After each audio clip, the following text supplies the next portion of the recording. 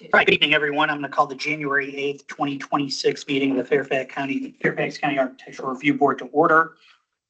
The first thing we have to do is take care of a couple motions. We do not have anybody participating remotely this evening. However, we do have to have a motion on public comment time limitations. The ARB needs to determine how long each member of the public will be able to speak during the public comment periods. The public will be allowed to comment after consent agenda items and after each action item is a standard ARB practice. Do I have a motion? Mr. Daniel. Mr. Chairman, I move that each member of the public have 3 minutes to speak. Is there a second? Second. Mr. Burns, all those in favor? Aye. Opposed? Abstentions? That motion carries. This meeting is being recorded and the recording will be posted online within 10 days. It's a standard ARB practice. We read the statement of purpose and intent of historic overlay districts to begin the meeting, and Ms. Mangum has graciously agreed to do so this evening. Historic overlay districts are created for the purpose of promoting the general welfare, education, economic prosperity, and recreational pleasure of the public through the perpetuation of those general areas or individual structures and premises that have been officially designated by the Board of Supervisors as having historical, cultural, architectural, or archaeological significance. Regulations within such districts are intended to protect against destruction of or encroachment upon such areas, structures, and premises, to encourage uses which will lead to their continuance, conservation, and improvement in a manner appropriate to the preservation of the cultural, social, economic, political, architectural, or archaeological heritage of the county, to prevent creation of environmental influences adverse to such purposes, and to assure that new structures and uses within such districts will be in keeping with the character to be preserved and enhanced. Thank you, Ms. Mangum. Next, we need to approve our agenda, so I entertain a motion to approve the agenda. Mr. Daniel. Mr. Chairman, I move that we approve the agenda as submitted and provided. Is there a second? Second by Ms. Mangum. All those in favor? Aye. All those opposed? Abstentions? All right, we have an agenda. Introduction and recognition of guests. I do understand, Mr. Daniel, you have to guest this evening. Yeah. Oh, we can do it now. Sure. Is he here? Yeah. Oh. Oh, no, well, so at least we have a couple guests. I think Denise wants to mention one too, but we have Dr. Alvey, who is the recent director of the Fairfax County Archaeological Branch. Is that the Manager of the archaeological. Manager of the archaeological. And Jeffrey previously comes from the Advisory Council on Historic Preservation, where he served as a training specialist there.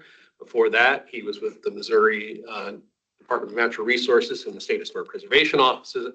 Before that, Mississippi State University, where he is an esteemed instructor. So we are excited to have him come on board to support Fairfax County and to lend his expertise in the wake of Liz Kroll's retirement. So I think Fairfax County is in really good hands with having Dr. Alvey here with us. So I just want to recognize him and I'm happy to have him here. Welcome. Dr. Alvey, welcome.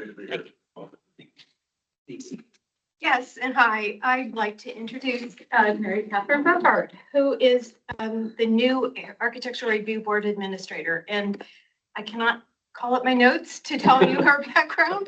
So I'm going to pass it over to Mary Catherine on the spot and ask her to tell you a little bit about her background. Okay, yes, thanks. Sorry. That's okay. Prior to coming to Fairfax, I was working for the U.S. Commission of Fine Arts as a preservation specialist. They're the Federal Design Review Agency in the district. And I worked there for 7 years. And before that, I was with the City of Alexandria in their planning department, also staffing their boards of architectural review. So I see a few familiar faces from those prior places of employment. And I have a master's degree in historic preservation for the University of Pennsylvania School of Design and an undergraduate BA in anthropology and historical archaeology. You're very happy to have her. Yes, we are. Mary Catherine, welcome. Thank you. All right. Any other guests to recognize or introduce? Not that I am aware of. All right, thank you. We have no consent calendar action items. I will remind applicants to please limit presentations to 8 minutes for a first submission and 3 minutes for a resubmission, focusing on what has changed since the last time you presented to the board. Our first item for action this evening is ARB 2025 MV 000587608 Elbow Road addition. This is the applicant proposing to install a covered pergola over the rear patio. And the applicant has resubmitted a revised application for the January 2026 ARB meeting. Ma'am, good evening. And if you could- Mr. Chairman. Mr. Chair. And I'm sorry before you start, Mr. Burns. Sorry. No, you're fine. I, John Burns, declare my personal interest in transactions brought before the Architectural Review Board involving the Holland Hills Historic Overlay District and specifically state the following for the January 8th, 2026 ARB meeting. Although it is the opinion of the County Attorney's Office that I'm not legally required to make a formal disclosure statement, I am making this statement regarding action items ARB 2025 MV 0058, 00062, 0063, and 0064, and workshop items ARB WK 2025 MV 00028 and 29, and ARB WK 2026 MV 00001, in the interest of transparency and to avoid even the appearance of a conflict of interest. I own and reside at home in the Holland Hills Historic Overlay District. The properties under consideration tonight are not adjacent to or visible from my property. I have not worked with or received a gift or benefit from anyone associated with these projects. Accordingly, I'm able to participate in the transactions fairly, objectively, and in the public interest. Thank you, Mr. Chairman. Thank you, Mr. Burns. Ma'am, could you please just introduce yourself? My name is Denise Tussard. I'm here representing the homeowner, Joseph Park, and I am the designer. Yes. The thing that we changed from last time is I removed the addition portion of the project, and we're only covering the covered pergola at this time. I don't know if you guys have any questions. I mean, there is really not much to it. Okay. Well, first, let me see if any members of the public wish to comment on this one. Okay. Then I will open it up to board members for questions and comments.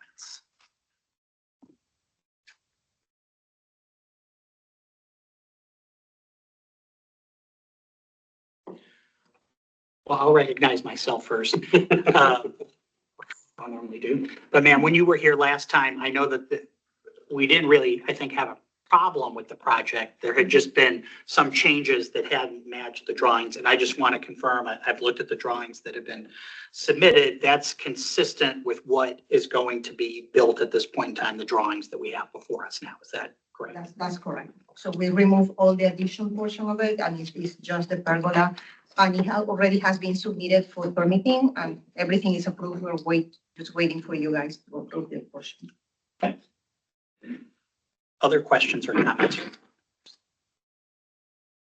If not, I would entertain a motion. Mr. Daniel. Mr. Chairman, I move the ARB approve action item ARB 2025 MV 00058 located at 7608 Elba Road, Alexandria, tax map 0933120003 in the Holland Hills Historic Overlay District for the construction of a covered pergola over the rear patio as submitted and presented at the January 8th, 2026 ARB meeting. The applicant must request an amendment from the ARB for any proposed changes to ARB 2025 MV 0058 as approved by the ARB on January 8th, 2026. Upon review of the materials, the proposal is found to meet the requirements of zoning ordinance 3101 historic overlay districts. All right, is there a second?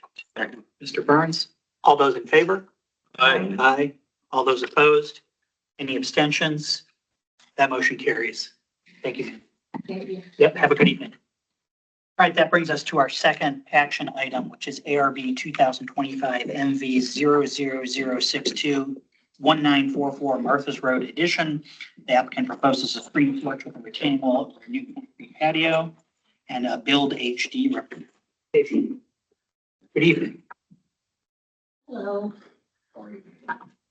Sorry, my name is Kim Sanchez. I work with HD Exteriors, and I am representing the homeowners, the Amaris for this one. We came for the workshop before, and there were some questions. Just to give you an overview, we're going to be building a 12.1 by 16 screen porch over a new concrete patio with a 16-foot retaining wall. And then if we could go through this, the first one was an aerial shot of the Amari's home. Could you go back to that for 1 second? The portion over to the right, where you see the patio by itself right now and the retaining wall, that's going to be demolished, where we're going to be putting the new concrete patio and the new retaining wall. That is coming off of the homeowner's master bedroom. There's one addition on the home that was built in the 1970s. That's the master bedroom, and an additional bedroom, the master bedroom where the porch will be going. Can I go up? Is that all right? Okay. The neighbor right here, they have a very similar porch, pretty much the exact same that we're planning to be building. They're going to be the only home that's going to have a straight direct shot. This right here is a privacy fence that's already installed, that's blocking a view from the master bedroom, sliding glass doors into the neighbor's yard. So it's going to be blocked as well, but it will be the two porches that are quite similar, adjacent to each other. We can keep going.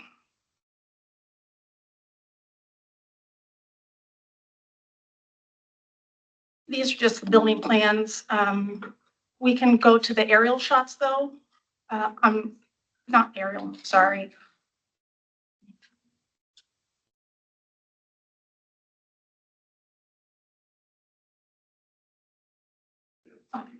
There we go. So we did a hover so that you could get a gradient sort of the ground and what it's going to look like with the way the house is now. So that's just an overview, and then we can keep going. And this is the front of the house. So that's their front door. There's actually a brick privacy wall, I guess you'd call it, three-sided, that is actually right here. So you'll see that from the actual front of the road. And then the porch is going to be over to the side there. You can keep going. There you go. So that's from the very far side, the right side of their street view. Right now, currently, there are some trees there that we have pictures as well coming up that will show you the actual property and what it currently looks like. So you can kind of go through all those. The walls are going to be constructed screen, except for where the retaining wall is. That's going to be brick. We did bring samples. That was mentioned during the workshop that you guys would like to see samples of what materials we're going to be using. So we have the screen, and then we switched the retaining wall to be brick instead of a like veneered material. The current house brick, which is original to the house, you can keep on kind of going and you can see property pictures.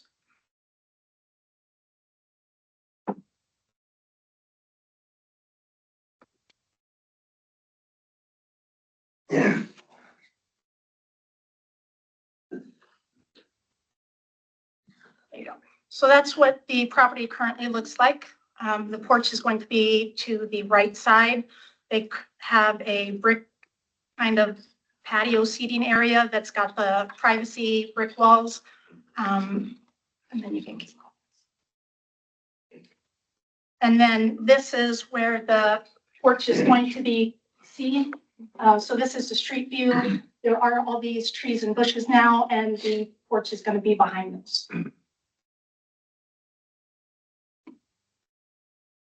That's the front of the house, the patio area.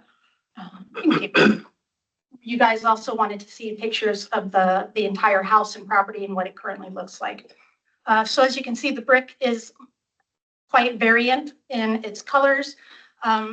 These bricks are the closest ones that we could find. They do have color variations in them, but we are able to paint the bricks on the retaining wall to match better to what's already currently existing.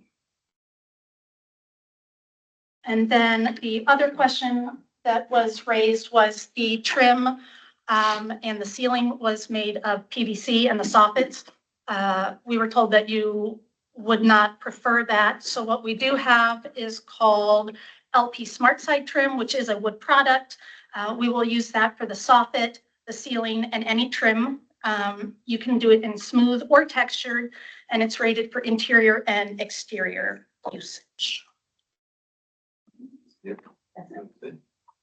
Any questions? All right, thank you. Any members of the public wish to comment on this one? All right. Can I add one more thing? Yes, ma'am. When we did the workshop, there was questions regarding the addition and what work has been done on that. The original owners in the 1970s added the 2 additions to the back of the house. This one, and then right behind it is another one with these kind of, the homeowners now call them huts. Those are the 2 the master bedroom and then an additional bedroom. There were 3 roof plate replacements in 82, 97, and 99. In 99, the front of the house, they added an entry foyer with a storage area.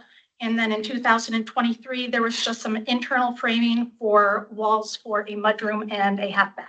So this is right here is the entry area with the foyer and the storage area that they added.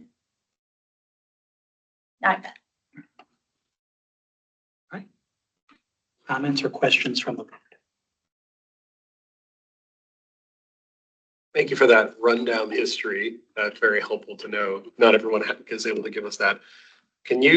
So the material you said, that right there, Yep. it is called again? LP Smart Side, Okay, and that's going to be used for the ceiling, the ceiling? the soffits on the outside. Oh, if you can keep going. Because when I'm looking at, I guess I'm trying to make sure I understand. Because when I look at the plans, Mhm.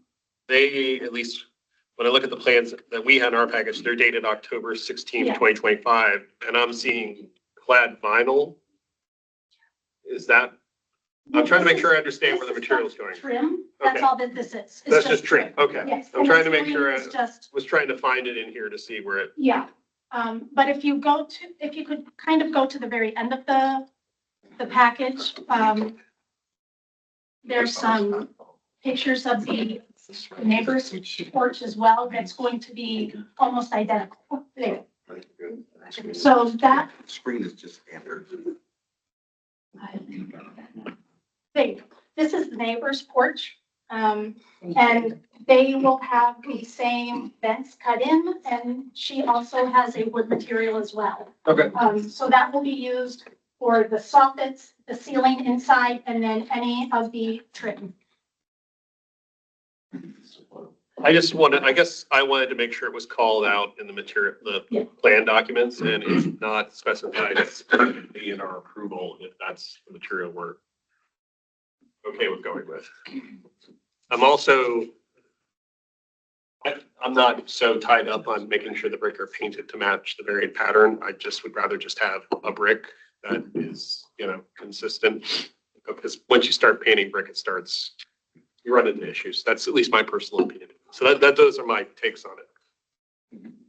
If I could piggyback, Mr. Kalinsky. this brick has a textured sand finish on it, which will wear out over time, which is fine. And I think in time that finish wearing off, you'll be closer to a match to the original brick. It's tough to match original brick, understand that.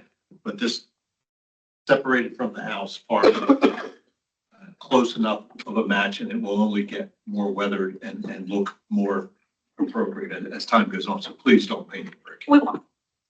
It was just an option if you guys wanted it. If you wanted it to match more to the house brick, that's why we mentioned it. The red clay in this brick is fine. Other questions or comments? Mr. Burns. Following up on Mr. Daniels' comment, can you tell us where the vinyl clad stuff is and where the stuff that will be clad with this new material? There's going to be no vinyl. Everything is going to be the LP Smart. He pointed out The that plans originally did have that. So our plans were drawn up by a different draftsman that worked for us. He's no longer currently working for us. So I wasn't able to change the wording on them, but There will be no PVC or vinyl. Everything will be this LP smart side that is exposed. Is that a problem for us? To not have drawings that match the verbal description? I don't know what I think maybe we would just want in the approval to clarify with language in the approval what material we're approving. Yes, agreed. A motion. John, this is just me. I think as long as that was the thing that caught me was I kept seeing the clad vinyl and the notations. If it's made clear that in all places it is substituted with material whose name I'm not going to be able to get off the top of my head each time. LP smart side. LP smart side. Yes. Then if it were a design variation in the sense of like a style, like we were actually not just materials, I think I would have more issue with it, but that's just me personally. And could we add as well that it be specified that it be smooth finish, not the Texture. You'd like me to prefer exaggerated smooth? green? Yeah, we would have moved, finished, sample, but we couldn't get a hold of one. So Time. we grabbed this one. So point of procedure is if the drawings still say aluminum clad and they get approved that way, even if there's a note stamped somewhere in the record, what stops the contractor from, or the subcontractor from looking and say, I'm following the drawings and I do it? How do we guard against that? Because I think that has been a problem for us in the past. So if you put a modification in your motion, it will go into the record on the approval. And then when it comes to us to do the comparison between what the ARB is approved and what the building permit plan said what's on the building permit plan said, we'll do that comparison. And if it still says aluminum or vinyl or whatever, we'll flag it and send it back to you for corrections. That's what we'll. Yeah, we'll have the plans corrected. So there is that period where you can catch it, flag it, and send it back for corrections. We know in the past, sometimes that's gotten missed and then we've had issues and brought back. So is there a way that we could at least word it in there strong enough or clear enough that it blinks red on your screen? Yeah. That's That's the way it should. the way it should go. That's the I process that we have. understand. to go. I'm just trying to bring this to the attention so that we don't continue to Yes. run into that I problem. do assure you that it will be AP Smart because I will be doing the ordering. Okay, well, well, that helps, but you know, it's Yeah. not always the case. Yes, I know, I Sometimes the understand. project gets passed on to somebody else for whatever reason. Okay. Smart siding. I mean, could we put language if we had a motion for approval that went along the lines of, we're approving it with the LP Smart Side smooth finish. And once the plans are submitted that say that on it. I don't know I have an exact emotion in wording, mind. but- You're going to ask for one. And do we have a specification on that actual brick? No, I do not. And, you know, I trust you guys are going to get there, but if something happens and your brick guy disappears on you and you have to go to somebody else and you don't have that sample anymore, we're kind of caught in the same thing. It's antique red brick. No, that's not actually what's. If you can give us 1 second, I can get the name of the brick. Sure. And is that something you could? I mean, we got a sample from our our, motion, Mr. Daniels? I can try. All right, well, we're waiting. Any other questions or comments from the board?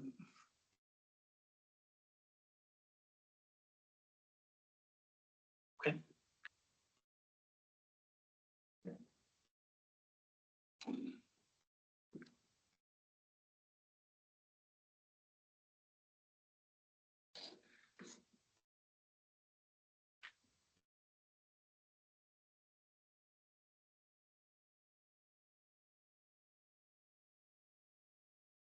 I don't think I need that kind of motion.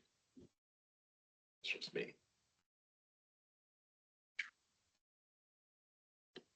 invested now.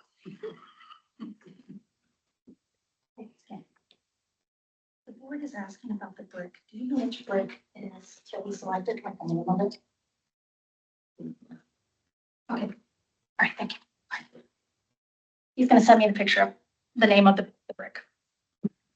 Actually, I do have a question. Yes. Yes, Mr. Petty. But isn't there an existing retaining wall on the property at the place where your building is? Yes, there is.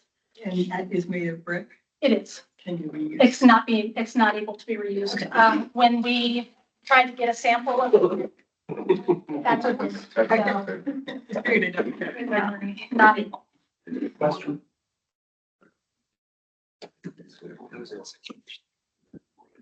Sample. That's just me. Okay, it's called Watson Town Brick.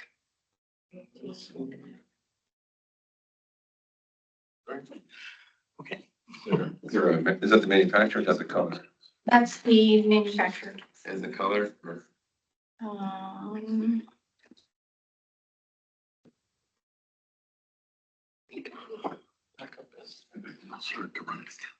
Burke Splash. Pennsylvania Molded Series. Yeah, I mean, that all contributes to the description. I probably do. It's supposed to be in there. Thank you. The manufacturer is Watson Town Brick. And I've got Pennsylvania Molded Series, Burke's Flashed. I guess is the color. Burke is in BU or? BERKS. Watson County is. Pennsylvania County. I'm not worried Oh, about is that that. the county?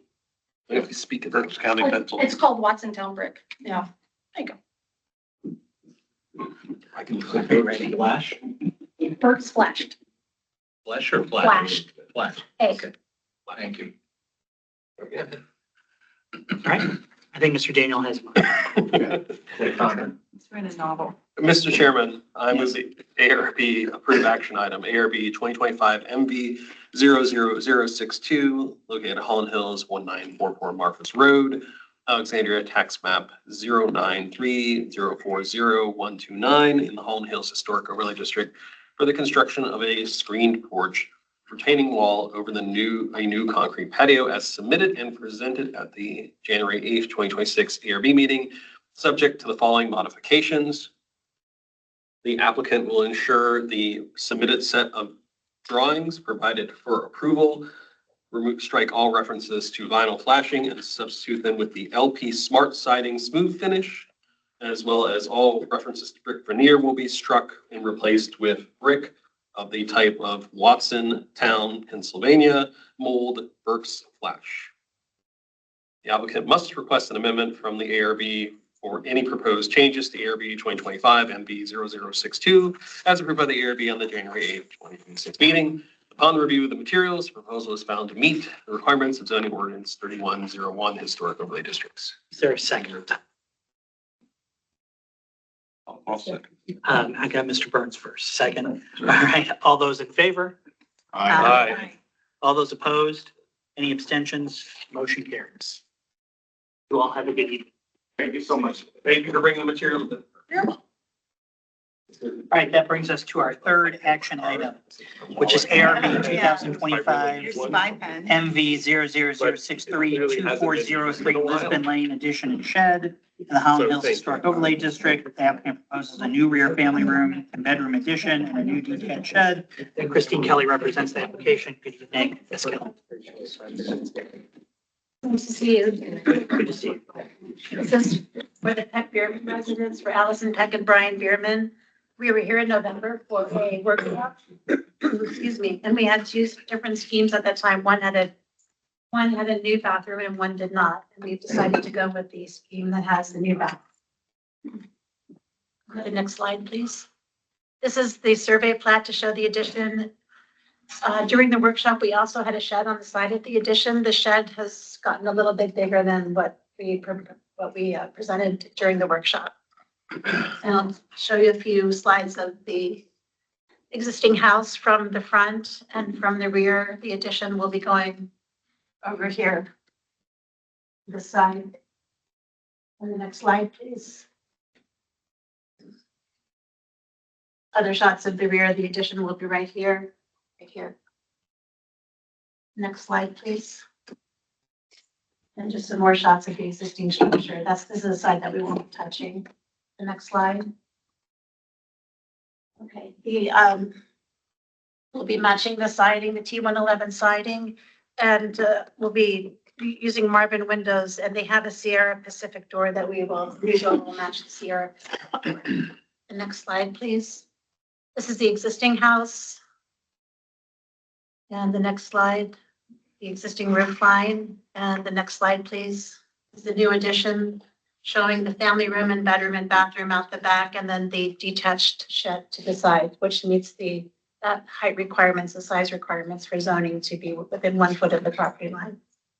And the next slide, please, shows the roof line will have a butterfly roof extending out towards the back and a flat roof on the shed. And the next slide, please, shows the elevations of the new family room and bedroom, the butterfly roof here. And then the building section, and you'll see the shed roof from the front of the house with the flat roof. And the next slide, please. And from the back, the new addition and the new detached shed. And then you'll see from the side, the butterfly roof of the new addition. And the next slide, some interior elevations. The next slide, please, is lighting, and the next few slides are foundation and framing plans. And then there's a few 3D images to help you visualize the project. And I'd be happy to take any questions. Any members of the public wish to comment on this one? Right. Board members, questions and comments. Mr. Plumpy. Yeah, sure. With the HVAC system, how do you plan on getting the condensation lines and so forth and the freon lines to it? Is it underground and it comes up? It is, yes. Good luck. Okay. And that's for the house and the shed. Excuse me, it's not for the shed, right? It's for the new addition. Correct, yes. Okay. Thank you. Ms. Haley. I appreciate the images of the rear, but for additions like this, what I find almost more important than images of the rear are images from the street, looking back at the property, to determine whether or not the addition will be seen from a public right of way. There is Google Earth. And interestingly, from 2022, it was actually taken in November, so the trees are bare. And this will be seen from the street, correct? The addition, yeah, or The addition. In the shed. the shed will be seen from the street. The addition's completely behind the house, so you'll be seeing it probably But as you. I'm looking right at, I mean, again, like maybe when I'm looking at the corner, I can see the corner edge of the home from the street. Yes, you'll see it from this angle right here. Right, well, that's a really important, I mean, I think that's an important thing because you're not always just experiencing properties anywhere, just looking at the front door. I mean, you're experiencing them from the public right away, walking down the street. And so seeing these additions, it's not that I don't think it makes it inappropriate. It's that I really think it's important that that be documented for the presentation so that the board can make educated decisions on whether or not they think the addition has a negative impact on the property or the streetscape or the historic district as a whole. So I think that, I mean, I can use my imagination and think what I would be seeing based on your drawings. And I think it is minor, but in the future, like, because you do come before us a lot, I think it's really important that you pace the surrounding public right of way. And then Holland Hills, sometimes that's even the street behind, you know, or through one of the technically public parks that Goodman planned, like that's a public right of way. So anyway, and You'd like to see more photographs from those angles? if you think that a addition is going to be visible from a street, a surrounding street, not someone's driveway or backyard, then yeah, I do want that documented for the presentation. Okay. But yeah, I think that this visibility is minor enough that it won't detract.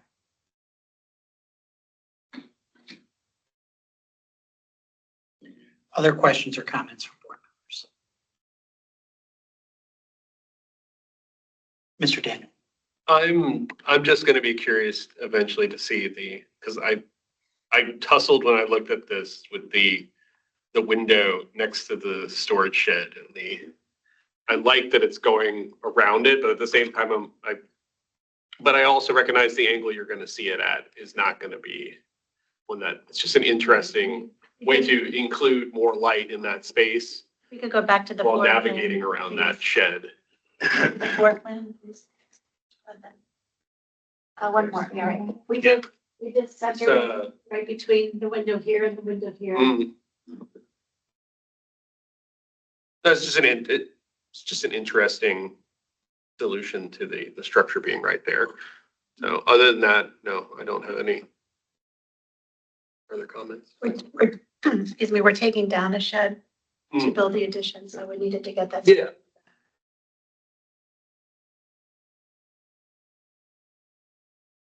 Other questions or comments from board members? Mr. Kalinsky.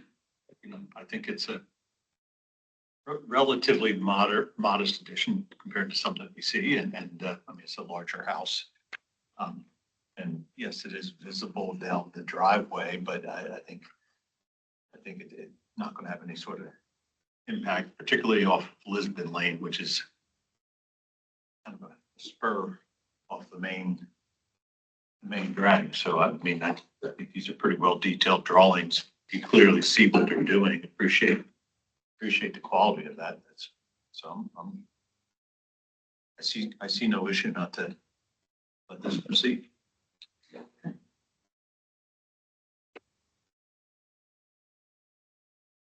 If no other questions or comments, I would entertain a motion.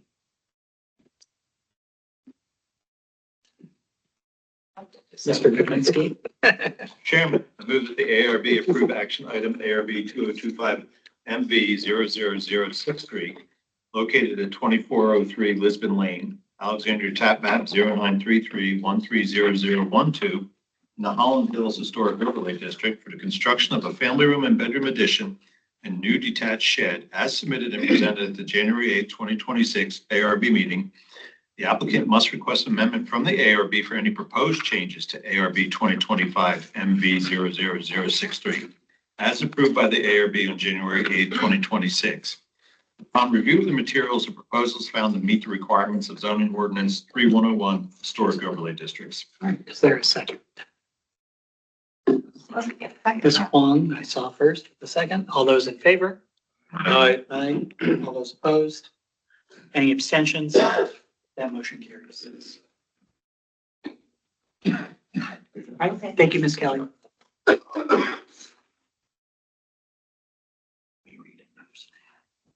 That brings us to our fourth action item, which is ARB 2025 MV 000641911 Martha's Road Addition in Holland Hills. The applicant is proposing relocation and upgrades of the kitchen and bathroom, constructing an additional bathroom and various interior alterations to include window and siding replacement and alterations. That was very wordy. That's all right. 1 second before you start, ma'am. I say, Okay, I just, for the publics, I'll be recusing myself from this presentation and the vote, since I know the owner. okay. I think my husband's name might be on the application. It Colin is. Davenport, but I'm his better half, so. So I think you all know where Holland Hills is, obviously. It's 1911 Martha's Road. Fun fact, I live here on Drury Lane, and I always thought I'd be coming before this board talking about my addition to my Drury Lane house. But instead I got with my husband, 1911 Martha's Road.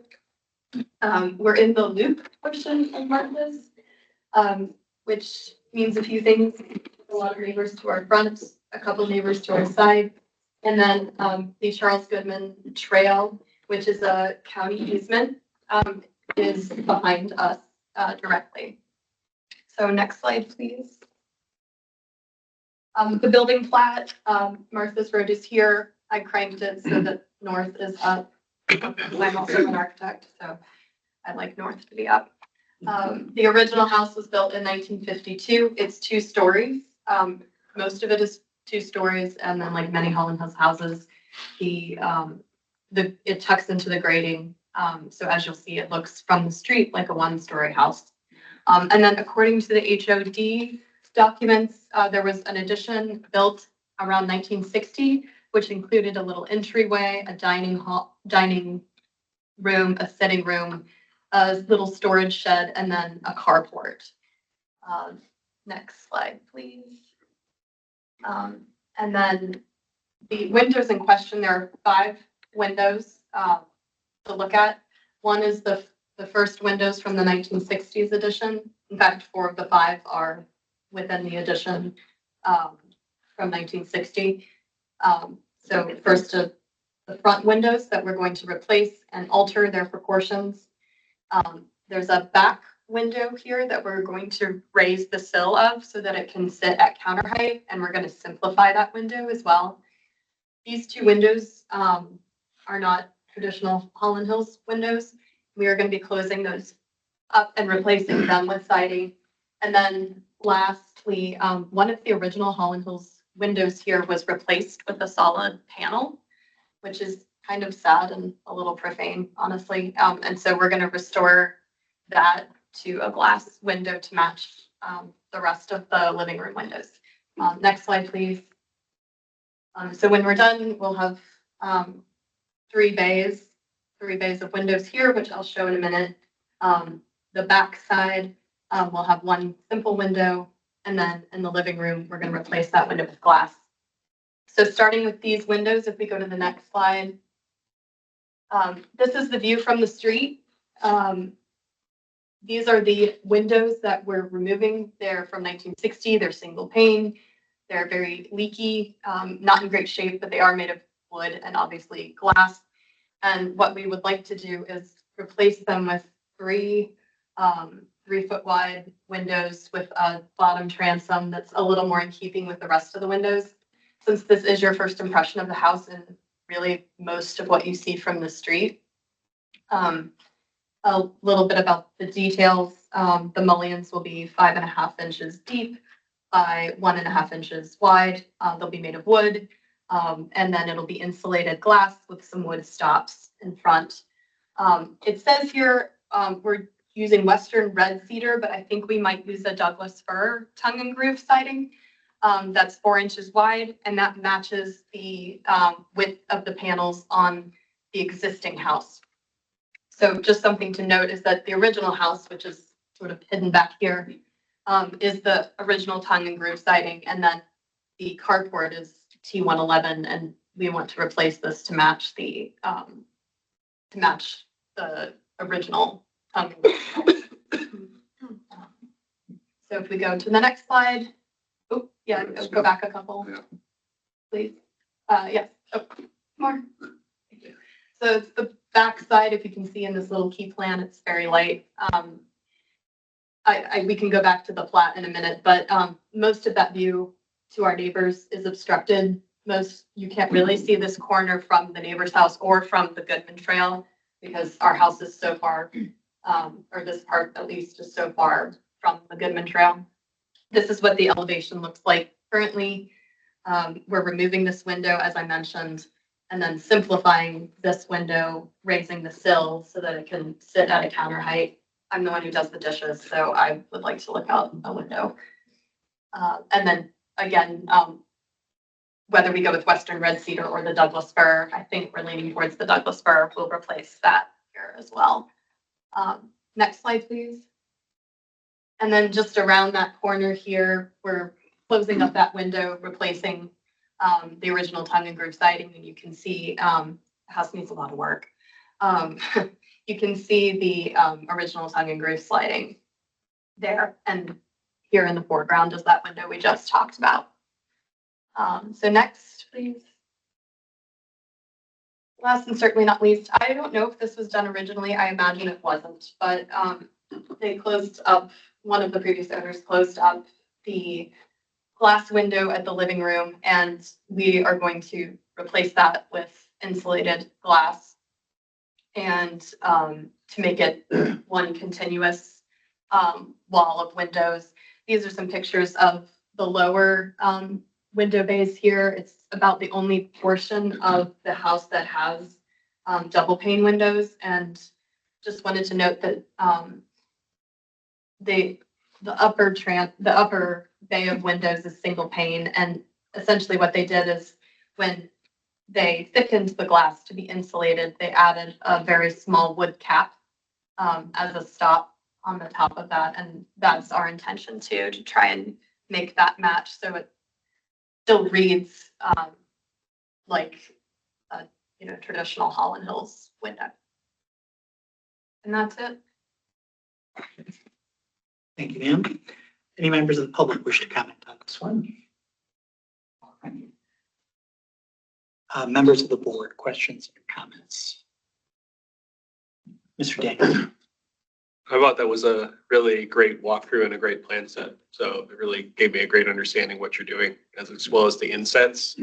I kind of wish more folks would look at that kind of walkthrough because it helped me understand the geography of the house, which is a challenge for every Holland Hills house. I feel like I'm going to know them all by the time we're done doing reviews here. There is no knowing every Holland Hills house. I don't know about that, I think, but no, I think this, while making some substantive changes to help improve things, is still modest in its touches. So, no, I'm happy with it. Mr. Burns. Yeah, this is a very discreet intervention, melding historic with previously existing stuff to come up with a design that I think will have better functionality for you. So I'm all for that. Only one caution, and that is when you reglaze the filled-in window there, a 1952 2x6 is not the same dimension as a 2026 2x6. So if you have to reframe it, you might be aware that all of a sudden it'll look a little undersized. Yeah. So that's just a caution to be aware of that. And if you're lucky, the original framing is there and you can just pop out the infill and pop in glass. But I don't know if that'll be the case or not. That would be my only concern. And as part of that, you mentioned putting insulating glass in that replacement panel. Are you going to insulated glass all the way across? Okay. I think we'll end up replacing all of these. All of those. Yeah. And then on the lower sash for the second floor there, are they all going to be operable or some operable, some not? In this lower No, section? on the lower. Oh, you mean here? Yes. Yes. No, we don't need it from an egress standpoint.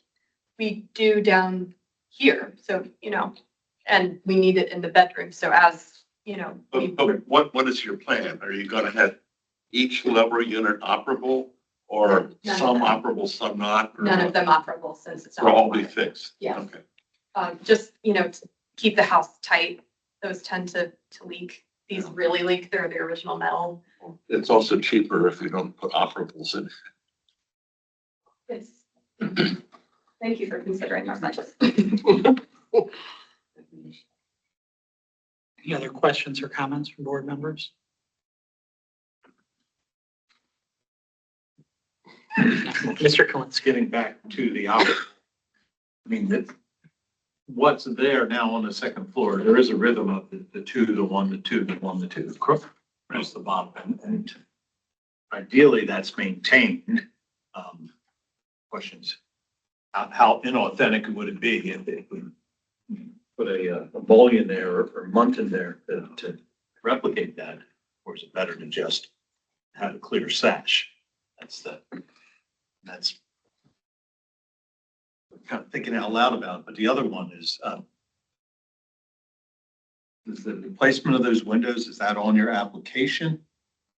Is that something that's documented here, or all the windows being replaced and with the insulated glass? I mean, I would ask the applicant. He's looking at me. I was, I was confused too. Not my house. We can make that clear in our application that we are replacing those windows. Yes. Okay. Honestly, at the time of this, we were still trying to figure out the scope of, what needed to be replaced. And I think, it's pretty clear we need to replace all of that. To Mr. Burns's point, if you replace one, then it's not going to look the same as the others. So you might as well. And as far as the vertical sash goes, some of the, as I mentioned, the bottom ribbon of windows downstairs and over here have been replaced with double pane, and those operable windows are actually you can see it here, are just a plain. So it's now an awning instead of a slider. It's now an awning instead of a slider, exactly. Yeah, and so it would be our preference where we have any operable windows to replace it, similar to the precedent that's been done there already. And some of this just goes back to the greater preservation effort here. How much authentic material gets replaced during each one of these jobs, and how it's done, and how it's documented again when it comes in front of the the office for review. Just because none of that is, from what I see, none of that's listed as that's going to happen. Mm-hmm. If I could follow on that, the photo in the lower left, it appears as though the glass is a decidedly greenish tint. And I don't know if that's just the light or whatever, but oftentimes when you get multiple panes of glass, double glazing, you begin to see that green shift. So I would, since these houses rely so much on glass as part of their character, make sure that you try and match the already replaced double pane windows with similar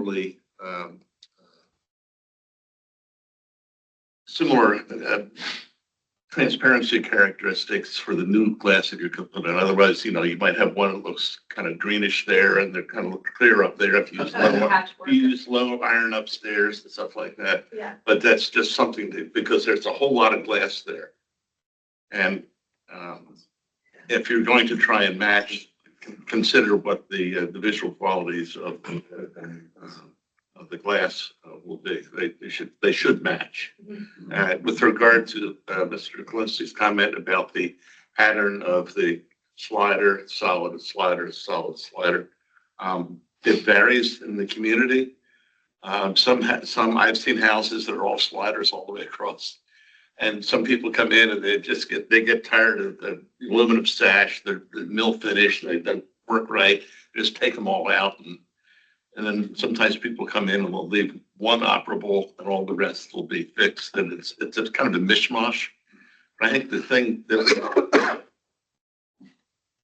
that might be a good way to go would be simply be consistent with the way that you treat them. Mm-hmm. Yeah. I think that was one of the reasons why we did want to eliminate, this little piece here is because, these are already double paned and these don't need to be replaced because they're tight and insulated and nice. And so our intent was to match the thing that looked nice and functioned. Our original house doesn't have these. It's all our house on Drury has all of those. So I was actually surprised to see that those were still there. Fewer every year. Mr. Plum. Sure, not to spend your money, but in the lower right-hand corner, that photograph has the single pane glass, which is a different color, just what Mr. Burns was talking about. It's clear, as opposed to the greenish tint in the lower right-hand corner. You mean, I'm sorry, this I one? mean, in your enlargement. Oh, Right? here. Nope, Yeah. in the right hand. Yeah, there you go. So that, right with your fingers, that's a single pane clear glass, right? Yes, And the other ones beside it are double pane. yes. That's the color shift that Mr. Burns was talking about. Do you plan to change the single pane glass everywhere and make it all double pane to spend your money more? Just asking. If we can afford it, Okay. and it might be a gradual thing. Yeah. It just depends on, we're doing quite a bit on the interior. No problem. So I think it'll just depend on how much we can afford. Sure. If we did replace it, we would replace everything to Mr. Gordon's point, be consistent. Right. Okay. Cool. And maybe we can do it all at the onset. Maybe we have to do a little bit year by year. I'm sorry, I don't have a more definitive answer than that. You can always do less on the inside and do on the outside. Just kidding. But I guess to that question, are there in this submission to us, is there planned glass replacement that should be reflected? Yeah. I think Think about that. I think I can certainly add the scope in there and provide a detail of this. So you think at this current point, you're going to be pursuing glass replacement on the upper level? At least that, yeah. Okay. And is it worth submitting for everything now, even if I can't do it immediately? I think what I'm getting at, the same point Mr. Kalinsky brought up, is that the same situation we had before, the plans aren't reflecting what's going to happen, then there's a level of discomfort there in approving something, and then something else happening that we didn't actually comment on. Or, there's obviously a modification can be made to the application to say that the revised plan set should be submitted when it goes to the county that identifies all glass for replacement, but. And then I do what I can afford now, but at least you've approved what, that maybe is the right way to go. Okay. I can add a detail explaining a drawing, explaining the insulated glass, and then have an overall drawing, Right. It's like excuse me, covering the scope. Right. It's kind of like a glass window master plan that. Yeah. That's complete. Yes. For a period of time. Yeah. 2 years. Okay.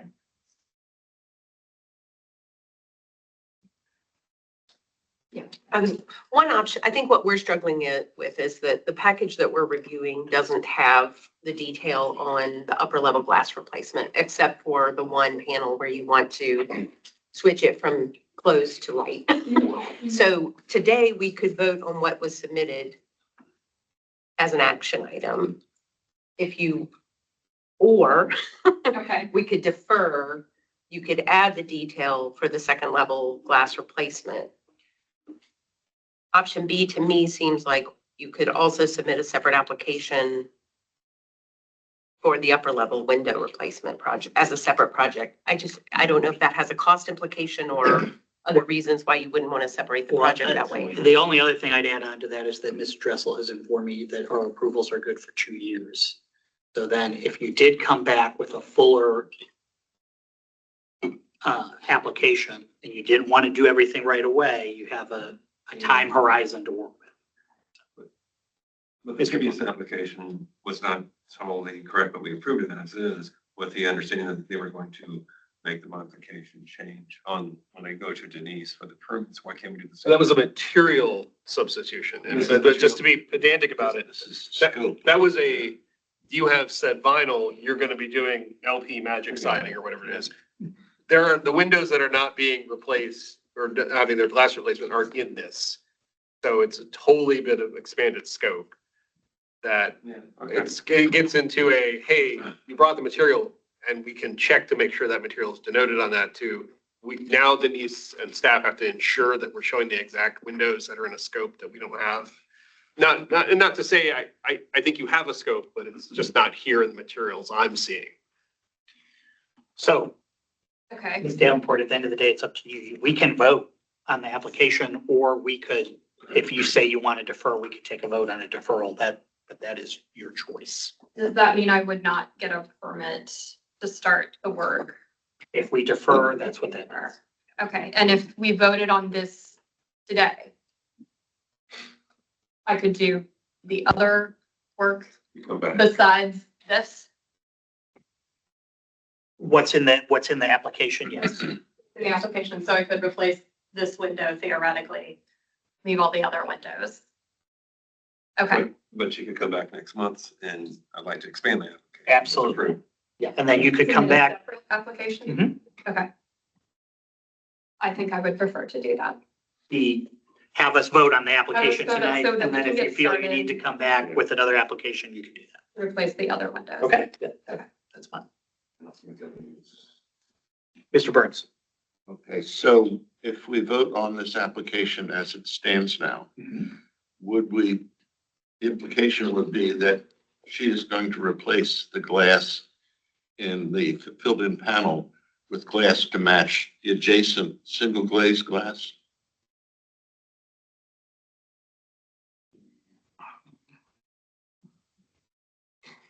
I don't know.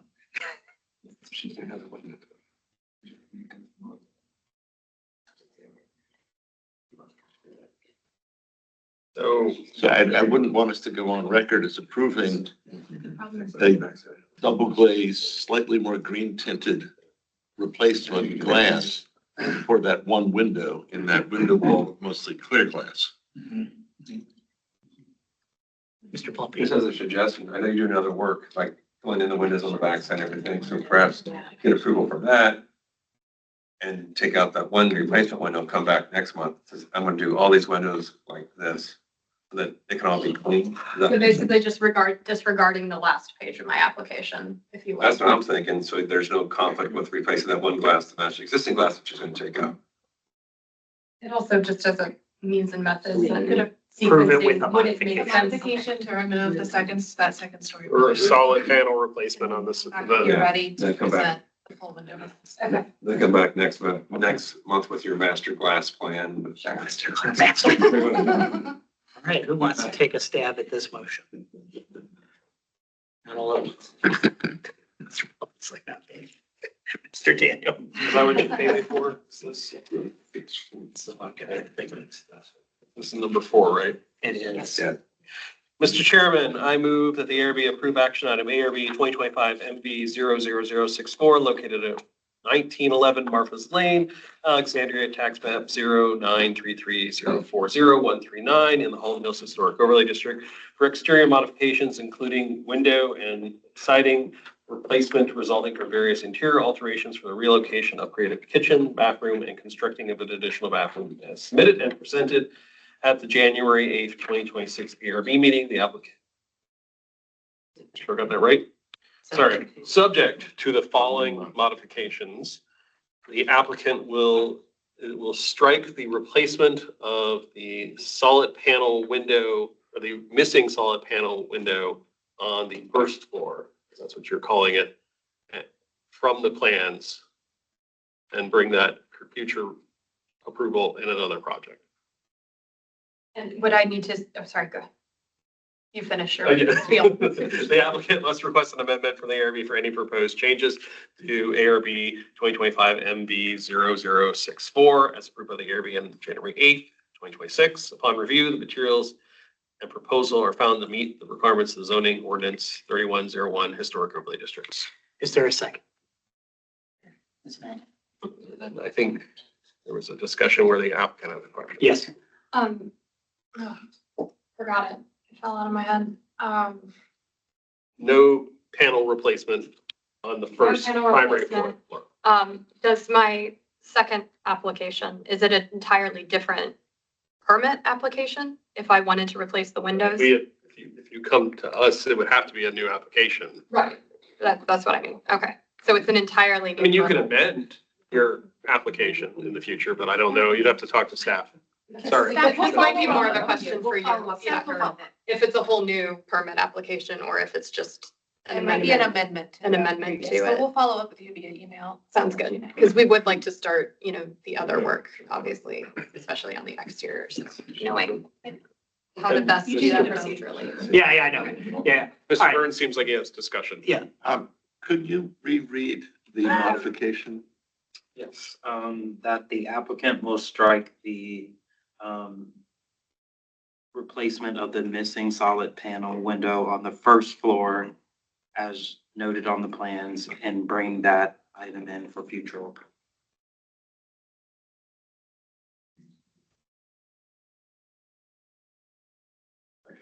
And may bring that, I mean, are you? Let me float I would like, welcome a friendly amendment. I put it together as the best I could. with the following modification, that the ARB disapproves at this time the infill of the solid panel window with new glazing. Just leave it at that. Request that it be struck from the plans. No, just say we disapprove of it.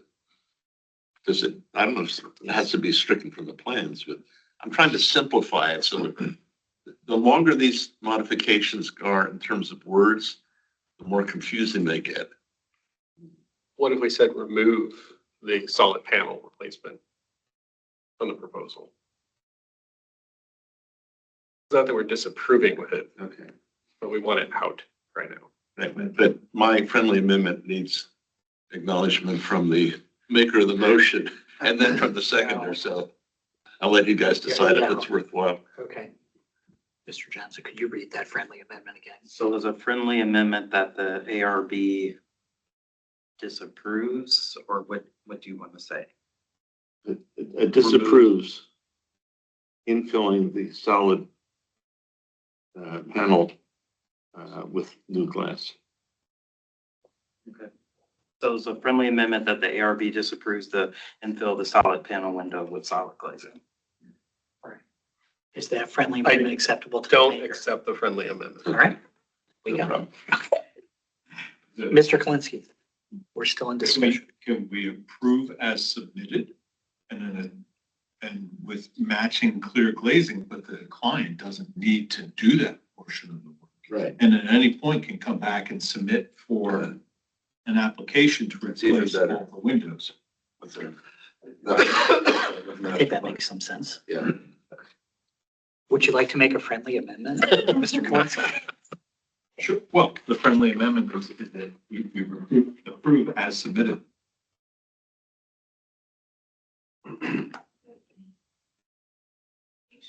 Denise and Mary Catherine, do you think? Yeah, you have to she's showing double glazed for that window.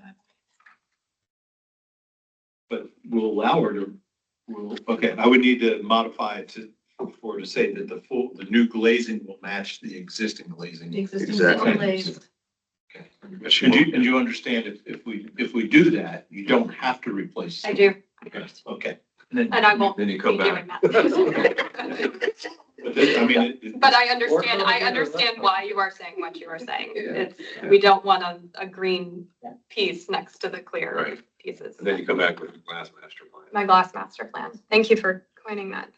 It's a new one. So the modification is that the panel replacement with new glass requires that the glass match the adjacent glass panes. Strike my modification to your language. I accept that friendly amendment. All right, we accept that. Ms. Mangum is the seconder. Do you accept that? I accept that. All right. Mr. Johnson, do you have any idea what this is? All right, so Mr. Kalinsky made a friendly amendment that the new glazing will match the existing glazing. Panel replacement with new glass requires that the glass matches the existing glass panels. I would clarify it to say you're striking my prior modification language. Okay, we'll note that. Okay. Anything else? I think From we're me? gonna vote. Thank you. All right. Good job. All right. That'd be good. All those in favor? Aye. Aye. All those opposed? Any abstentions? That motion carries. So, Ms. Hammond. Thank you. All right. All right, that brings us out of items for action into items for workshop. Our first item for workshop is ARB WK 2025 MV 00027 9080 Powerhouse Road alterations. Applicant is proposing the adaptive reuse of buildings P6 and P4 for a dog boarding facility. And Mr. Perkins represents the application. Mr. Perkins, good evening. Good evening, Mr. Chairman, members of the board. Happy New Year. Happy New Year. Glad to be back before you with a new proposal down at Liberty Market, former Norton Reformatory and Penitentiary.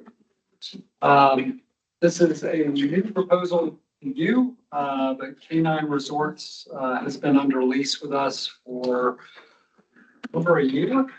We've spent a bit of time in 2024 working on this proposal with Virginia Department of Historic Resources. We are seeking tax credits for this, and we have received a conditional approval for the proposal. So K9 has leased two buildings, building P6 and building P4. P4 is partial because part of that building contains the historic remnant of the cell block. That part of the building is not subject to the lease and not subject to this proposal. K9 Resorts is a nationwide operator of luxury pet boarding facilities. I believe this will be their first or second operation in Virginia. We're excited to have them. The market is telling us that there is a strong need for boarding dogs. I, as an owner of two dogs, know this very well. We're going to do a workshop proposal this evening, introduce you to the concept. There will be exterior changes required, mostly some new door openings that align with the windows above. There is an outdoor dog recreation area between buildings P6 and P4. That will require an FDP amendment, which we are in the process of putting together and submitting to the county. The use itself is approved under the existing zoning. So with that, I will introduce Will Ramsey. He represents K9 Resorts, and let him take it from here. Good evening, sir. And how you guys doing? Good. We can go to the next slide for me, please. Yeah, so as Jack mentioned, this is our site here. This is contextually of Silver Brick Road. If you're familiar with the general area, it's south of the Lidl.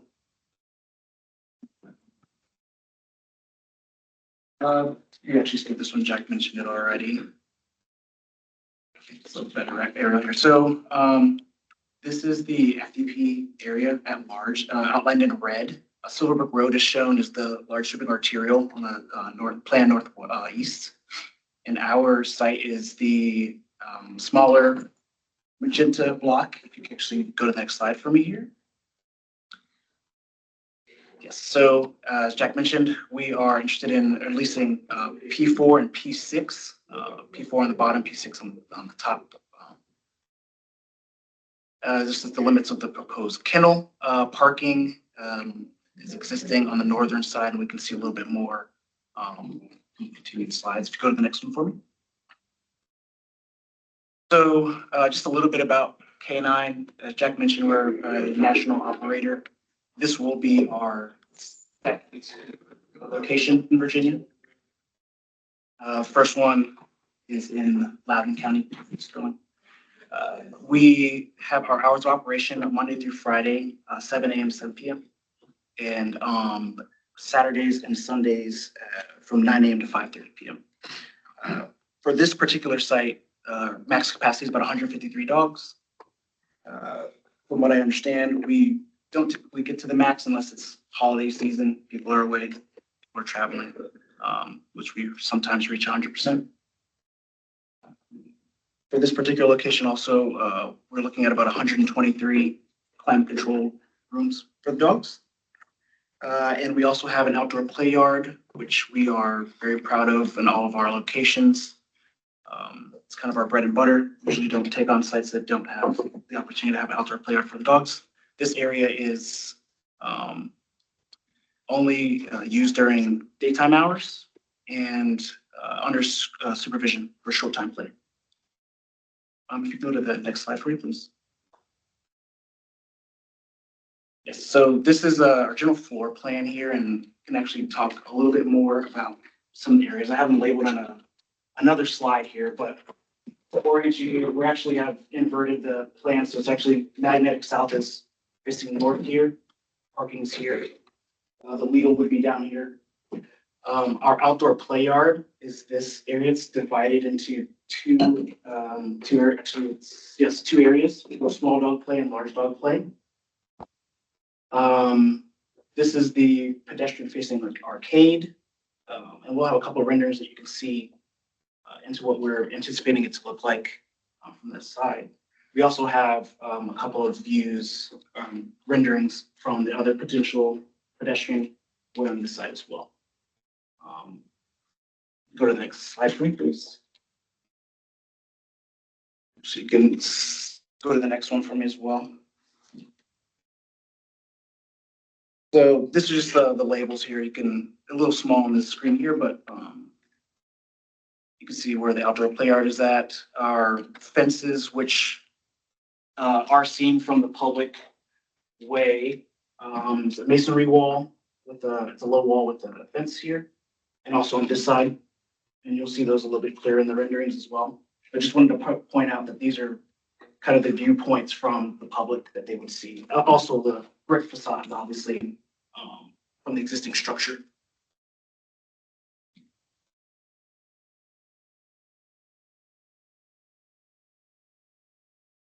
You go to the next slide for me, please.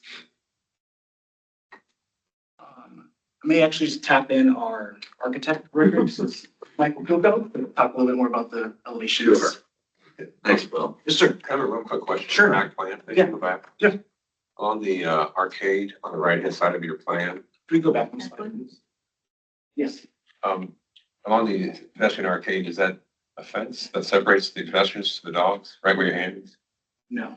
What is that? It is, I think it's just marking maybe, maybe turf. That's the covered walkway. Yeah, that's covered walkway, but I mean, so that will teach us Sure. turf from there to the masonry wall. Got it. Thank you. This is a, Yeah, this is an existing walkway. There's turf here. okay. And the historical folks wanted this set back. Makes so- sense. Okay, thank you. So the turf read through. Is it synthetic turf or natural turf? No, this will be natural turf up to this masonry Okay. separation wall. And then in the play yards, which is here, this walkway, and there's a one-on-one play area here, that will all be synthetic. And then those are new HVAC? Yes, this is the location for all of our HVAC units, which will be ground mounted, and they will duct up and delicately punch in through the existing openings. And then at the end of that, on the left-hand side, there's a screen wall, sort of, kind That- of almost. That's correct. We'd have another screen wall here and then an access way into this HVAC area.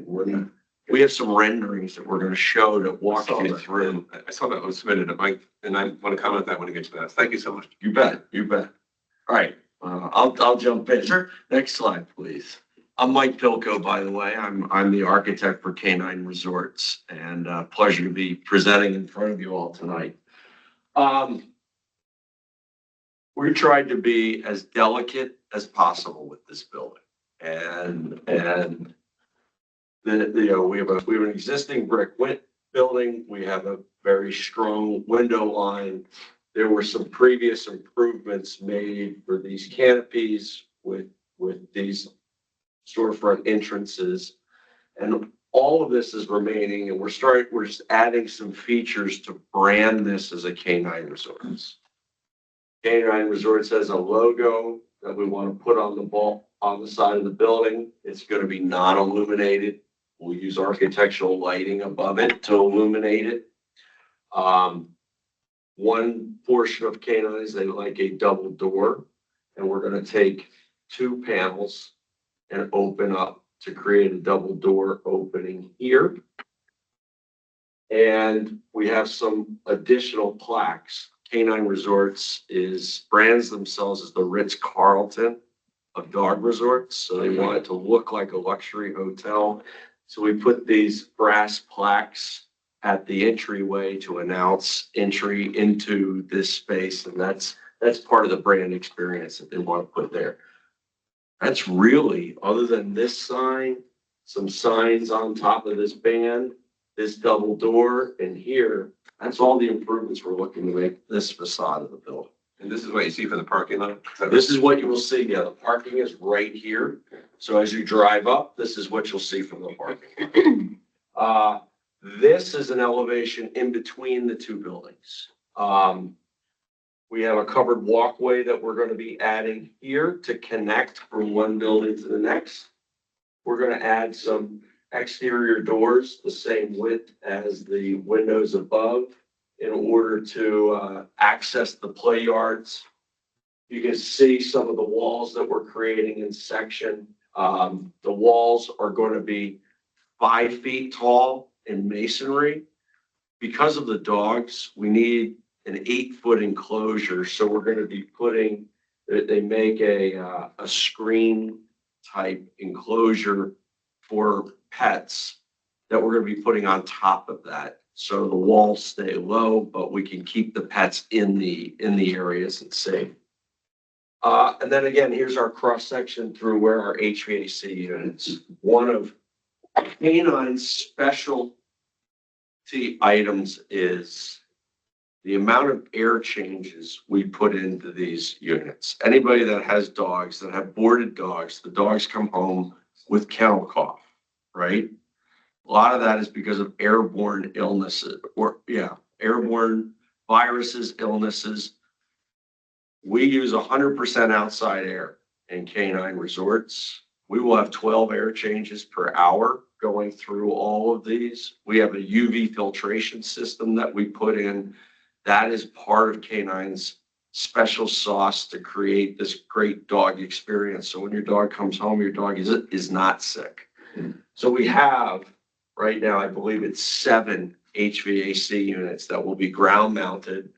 Their supply and return ductwork will come up the wall, and then we will punch in through the existing window openings and try and keep them as we're going to try and keep a band and keep them as low as possible. And so that we can preserve the windows above, and we don't want to cut any new additional openings in the exterior walls. Okay, next slide, please. Here's another view of the courtyard. Here are the other 3 units. These are going to be some taller areas. We have K9 supports some dogs that are not social.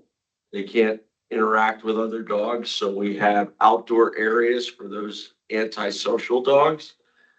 We have our large dog, small dog play area. And as we were talking about, the colonnade is not in this section, but the colonnade sits here.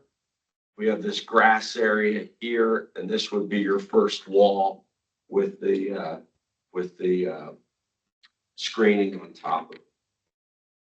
Last but not least, when you get to the opposite side of the building, this is where we're doing the least amount of work. We're cutting in an egress door here for life safety purposes. That's the only improvement we're making on that side of the building. Next slide, please. So the reality is all the materials that we're proposing here are going to be in like kind to what's there right now, with the exception of one. And we'll talk about that when we get into the renderings. And that was largely encouraged by the historic folks in, they didn't want, when we're creating these new exterior walls to create the dog boarding areas, they didn't want that to be in brick. They wanted it to be a different material. You say historic folks, you're referring to VDHR? Yes. Okay. Yes, thank you. But they wanted it to be a different material, so it didn't look like the brick. And I understand there's a precedent for a lap siding material, a durable lap siding material. We'll show you that in the renderings what the concept is. Next slide, please. Very under the back. Next slide. Okay, that's the floor plan. Next slide, please. Next slide, please. Okay, now we're going to get So we're standing, here's a plan view here. We're standing, looking in the public gathering area here through the colonnade. And this is the grass area that we're talking about. This is the 5-foot wall with a dark, either black or dark bronze lap siding, 5 feet tall. As you can see, there's a delicate mesh on top of it, so it looks, the solid part's 5 feet. And then we have a gate here, and that gate needs to be 8 feet tall. And we will be building this gate in similar style to that lap-sided wall. Next slide, please. This is a head-on view looking into the play yards. What you see in the background, this is a shade structure that goes over top of the play yards so that the dogs, when they're outside, they can be either in full sun or they can be in shade. Further beyond is this covered walkway to connect the two buildings. Next slide, please. This is now looking, standing in the public way, looking the opposite way into this area. Again, here's our gate in the foreground, 5-foot wall, grass, shade structures. Next slide, please. All right, now we're on the opposite side of the building, the walkway here, and this is where the HVAC units are. I don't expect the units to be any larger than what we're showing here. What we're showing is the largest HVAC unit we will put on a canine resorts. So we've shown them all. When we do our HVAC load analysis, they may get smaller from here, not any larger than what you see here. Again, very similar treatment of this 5-foot wall. We're going to put the screening on top of it and an 8-foot access way gate. A little bit of turf here against the sidewalk. Next slide, please. This is the view that you're going to have standing in the public gathering area of the 3 buildings. And again, you can see this is where we are. So this colonnade really masks a lot of what's going on behind it. So you just kind of see this very simple wall behind, and then the dog areas live behind that. Next slide, please. So I guess we're here for some feedback and comments and suggestions. All right, thank you. Let me turn it over to my board members then for questions and comments. Mr. Gaines. So you've met with EDHR. Yes. And the input, one of the big items they talked about was the vents. Yes. So the other big items that they brought up, because I didn't see anything in our packet is this just an informal discussion, I'm assuming, or was this a submission to them? No, it's a submission and a conditional approval. Conditional approval. Yes. So we can include that, we can upload that to the application. So they're on board with it. They are. Okay. The main point of debate was that 8-foot fence.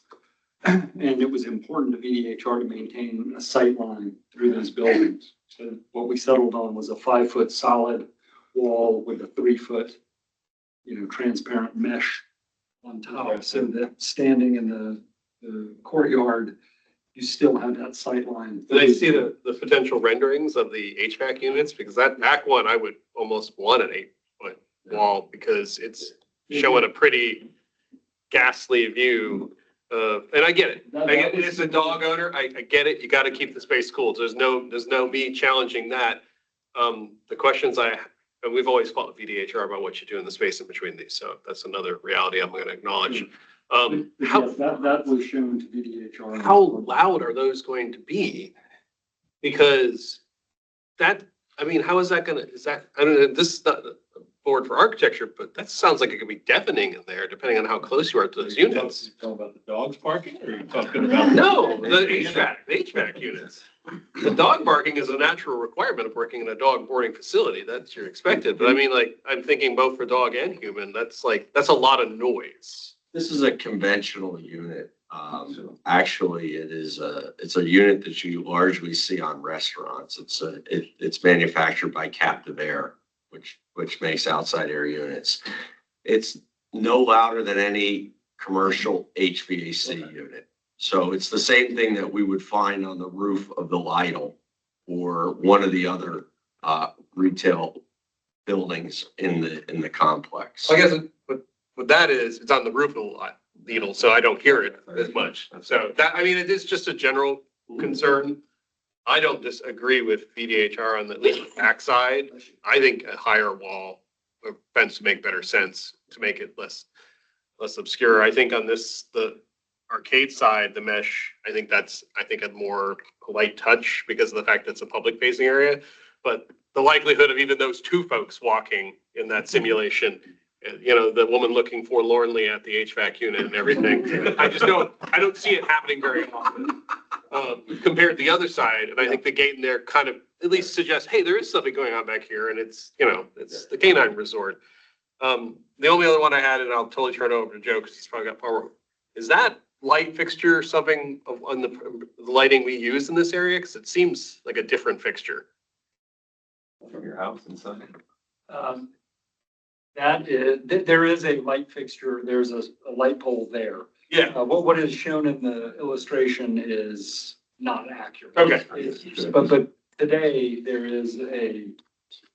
It would be one of the standardized lights. Okay, that's all. There's an existing light that when we rendered it, didn't accurately depict. I've got a lot of traumatic disorder from the light process when we approved all the lighting for that area. So I'm like, I don't remember that light fixture when we went through that. Okay, those were my real big ones. Otherwise, I'm happy to see something going into these buildings. So I yield.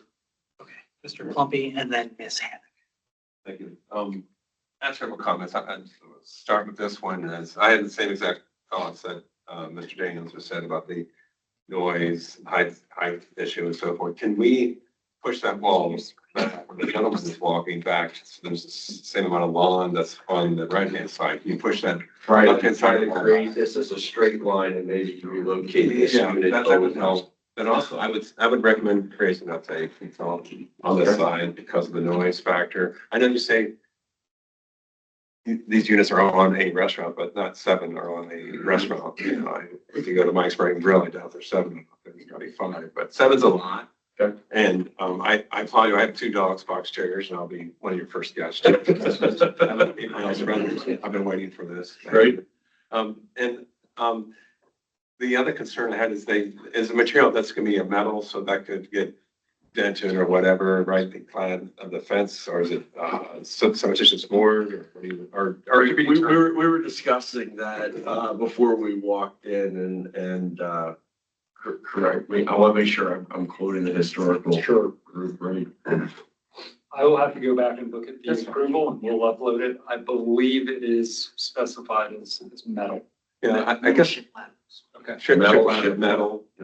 It's interesting because, you know, you got weed whackers against it and so forth, and it's going to not weather well, in my opinion. I think you may want to look at that from a maintenance standpoint, but then also on the inside, hopefully dogs don't have metal that they're going to scratch. No, the the inside will be masonry. Okay, so it's masonry clad with this. Clad with this. Okay, thank you. Lighting, I'm glad Mr. Daniels said it is, I'm sure you have some kind of lighting out there too, because, you know, it gets dark before you close in the winter time, so to speak. So it'd be good to see when you come back what kind of lighting there is for those play areas and so forth. Also, do you guys own this lawn? Is this part of the lease, this lawn area, so they could have like dogs pee there all the time? That becomes brown all the time? Or what? I don't think that there's no intention for dog traffic to be here. Is that in your lease to maintain that lease, or is that a common area? To be determined. We will have to look at the lease document to see if that is included in the leased because premises. You could say, hey, we're going to have a carnival out there for dogs, which I'm all for, but In that gate itself, is that for immediate egress for fire or something? So there won't be any stepstones, just there. Right, that's there On the in case inside. of an emergency. Go in, if I can only handy fire out. Egress only. Okay. And, I think it's a great use, finally. We need something like that in this area, so I applaud you for looking at this area. I personally, I'd rather see that wall in the middle be of a different masonry unit as opposed to that, but I'm not BDHR, but I'm a little surprised that it's metal. I just don't think it's gonna be very good over time. And you said that's used somewhere else. I think you said something, or that this is the precedent field use out there or not? This is the first time it's being used, that metal. Yeah, there's not an exact precedent for that. Okay. In the discussions with VDHR, you've got the black steel windows. Yeah. You've got masonry. It was supposed to be, without introducing new material in that area, So we have, the dark metal was what we settled on. I'm not on board with it, but hey, I'm not the guys in the state, but that's the only thing I have really a strong objection with is that we show that wall. They things themselves and things, it's great. You're gonna be right across the street from the climbing wall that we are across the quad that we did, the climbing wall that's gonna be installed, right? The climbing wall and canopy. Yes, and they are finally under construction. Okay, cool. Get the building permit and everything. That's all I have for now. Go ahead, sorry. Ms. Hand. Hi, do you have an image of the existing building where the new entrance canopies, or I think you refer them as We did trellis? not do a rendition of the entry canopies for tonight. So is that not being discussed at the workshop today? Are we discussing the signage? You can totally. We can, we can go to the two-dimensional elevation of that, if you don't mind going back several slides. There we go. That's what I have. Okay, so VDHR was fine with everything shown here? I believe that was, yeah. So I know you have a conundrum where you have an existing brand and you're coming into a new space and you want to brand it. But when I look at these buildings and the spirit of my approvals have been, these are industrial buildings that are being adaptively reused. And that came up a lot when we were talking about the rock climbing place and which is similar site. And I'm having a really hard time making any argument for why it's appropriate to put the marquees the way you've shown them. You know, they're taller, they intersect the window in an awkward location. Here? No, the marquee over there. This? Yeah. This is existing. This structure is an existing structure that sits out in front of the block. So you don't have an existing photo of that? I don't think we have an Okay, because existing. it doesn't photo say in the existing. presentation. It says new entrance storefront doors, new resort sign mounted to the, existing trellis system. Yeah. Okay, so when was that trellis system by, like what? No one, When was the trellis system installed? Was it by a During the previous- base building renovation in. okay, so we have this 2019. trellis system, but then you're inserting pin mounted luxury pet hotel lettering to it. I'm having a hard time understanding like how this is all gonna look lit up day one. Okay. And I was looking at your other locations and they all do have similar doors, but they're not all exactly the same. So in the spirit of a resort hotel, is there, if this was my project, like I might be channeling more of a white hotel in Brooklyn than the plaza in Midtown. Can we make this look luxurious of a hotel and be a little bit more sensitive to the industrial nature of the building instead of just applying something to it? And then also I'm really curious, like, I do want to know where the light fixtures are and how they're attached to the brick and how much they project from the front of the building, because all those little details really add up to an experience when you're standing in front of it. Like this new canine resort plaques mounted to wall, is that adhered with a glue? Is it They're screwed? pin mounted and they Okay. stand off. So all that is like Yeah, important to me. you want that granular level of Yeah. detail on. And then You can provide that. I would like more information on the other elevation where you have these brick finished low wall, dog-proofed fence. And the note says new hip canopy system, maybe a construction detail of how that wall. This here. Yeah. Like, how's that, how's it built? How does it interact with the face of the building? And then how does the canopy come down next to it? Because it looks Well, very. BDHR doesn't want us touching the existing building. They want everything being set back from the building by a minimum of 1 inch. Yeah, they want it reversible Yeah, and yeah, any hole in the brick could be moisture or something. Right. So that's fine. So we need to describe how we're fabricating that, Yeah. what it's going to be, what its materiality is. That's fine. I think, can we just add on to that? I was sitting back here, it says, could you ever explore a flat roof for that? That would go with your same rhythm line. Here? Yeah, with your same rhythm line of your, where your metal goes, where your ducts go into the windows. Just. EDHR respond with brick on those walls in there. Yes, they actually asked that. That's interesting. They want brick on the inside. Brick on the inside. Brick on the inside, metal on the outside. It would be helpful, obviously, when the final set comes in for approval, I think to note, because this is using some existing things like the trellises and things like that are already there that were put in for the baseline readiness for this facility, to perhaps note that on the plan that, this is existing, or, where the signs, like the lettering, if that's conforming to the sign plan, it's already there, note that. That will help because this board has undergone a lot of changes since that time, and there are folks that did not endure the experience of going through the reviews of all of those. Not that it was a bad one, Jack, but it's something that'll help folks know that this was something that's already here that you as the applicant are working with as a requirement, and then the things that you're bringing new here in the package. Mr. Burke. Regarding HVAC supply, you said would go through the existing windows. Do you simply remove panes of glass, or do you have to cut the window frames to accomplish it? Because of the way that these windows are set up, our thought is we're probably going to remove consistently, we've been discussing this, wherever we're going to be doing penetrations, we're probably going to remove 2 panes up, a full section across.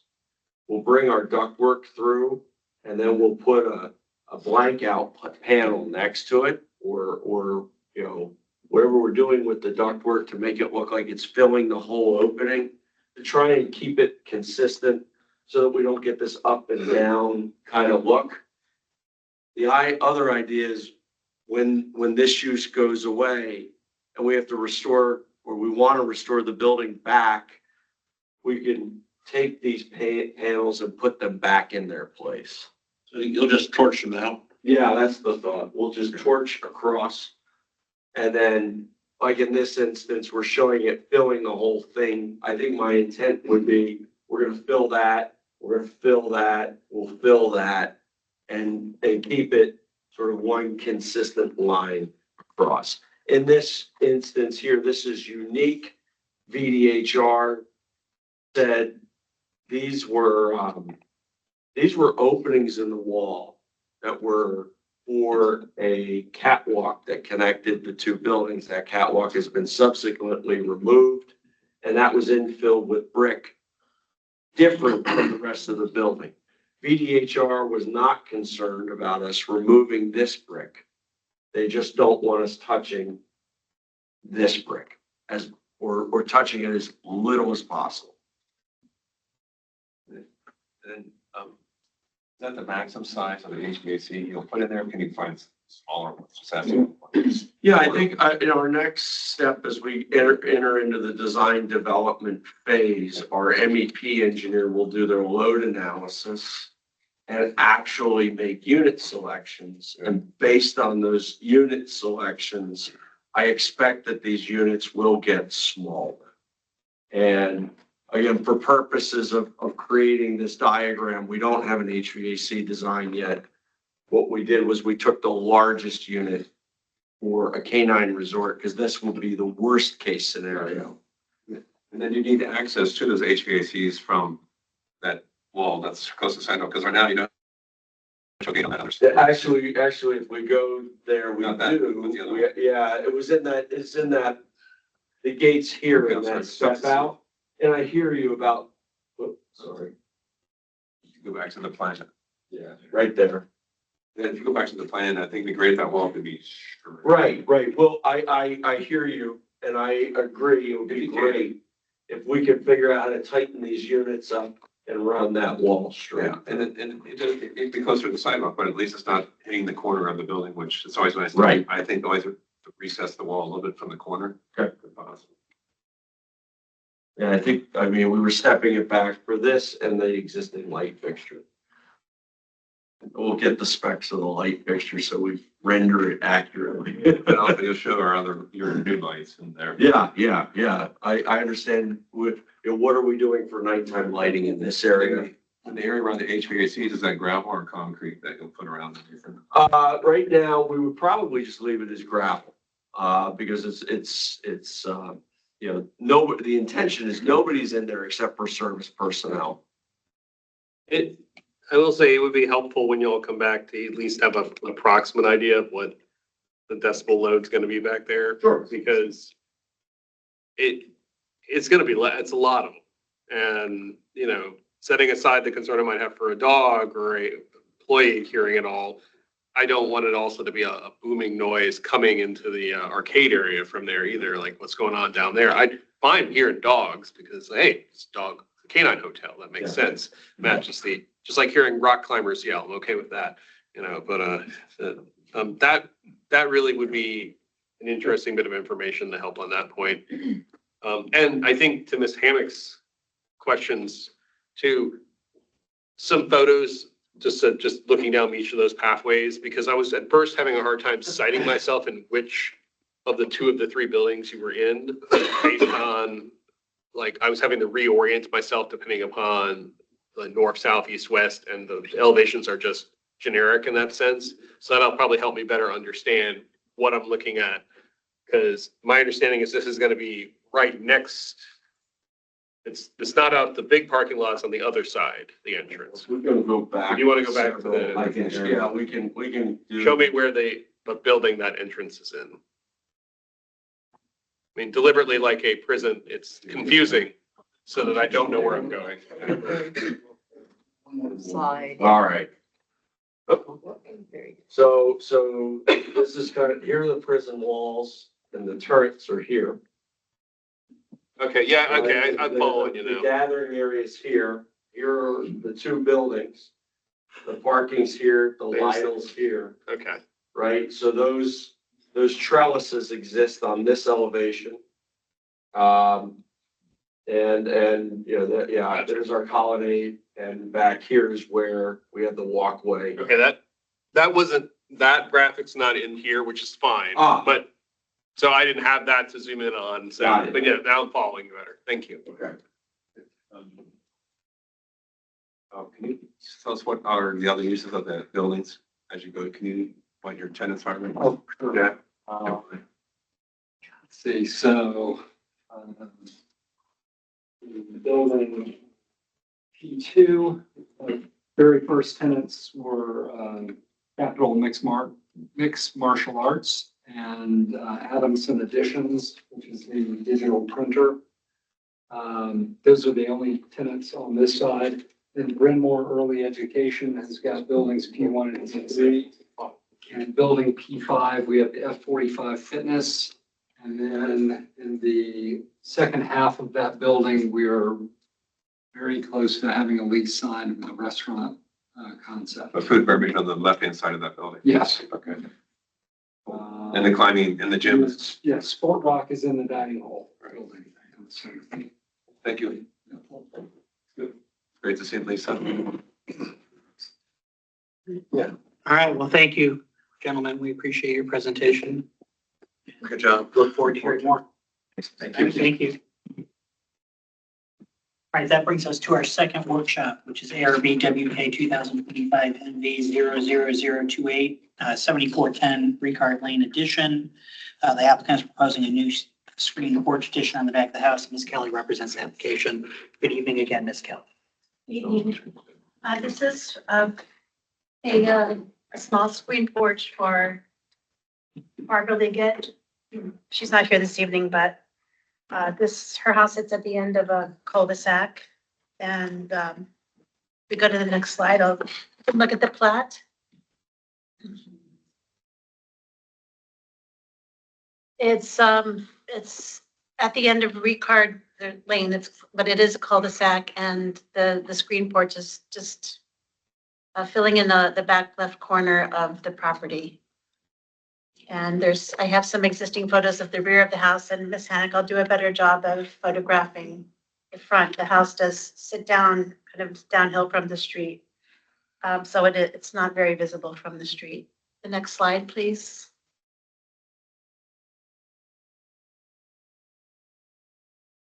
These are photos of the rear of the house where the screen porch will be tucked in right here. And then standing at the back of the house, there's a lot of vegetation over here, so I couldn't stand directly behind where the porch is going, but it's back here in this corner. The next slide, please.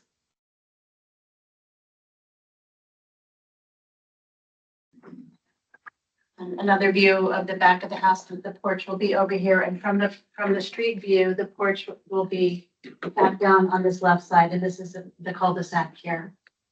And the next slide, please. This is the existing footprint. The porch will go here. And the next slide, please. And the next one. This is the floor plan showing the existing windows and doors will just go right out to the porch. There's an existing walkway along the left side of the building that will, the porch will extend out a little bit so you can go directly into the porch, and then a door here to go out into the existing patio. And the next slide, please. Showing the roof plan, we have a butterfly roof. And the next slide, please. Showing the rear elevation and the new porch. The west elevation, the new porch. And the next slide, please. From the front, you'll see the walkway and the door entering the porch from the front facade. And then from the other side, you'll see where the door comes out to the existing rear patio. And I have a few little 3D elevations. You can see the new door and the screen porch here. Another angle of that same view, and then one directly from the rear. Welcome any questions that you have. All right, thank you, Ms. Kelly. Questions or comments from board members? Mr. Daniel. I think it's a cute Kelly porch edition. Yeah. It's small. It's, as you said, it's very minor. I think like the other recent porches we had tonight, just material clarity, it seems like it looks like it's gonna, I saw from the plan notes, I think you're doing wood but that information would be critical when it comes in. I will include that in the final. So that we know all that. But I mean, I think you heard very clear the preferences we had already with those types of materials, but otherwise, no, I don't have anything else. Mr. Kalinsky, then Mr. Plumpy. My first impression, this is one of the defining features is the chimney of the house. And this is kind of obscuring it somewhat, but as I look at how the house sits on the lot, it's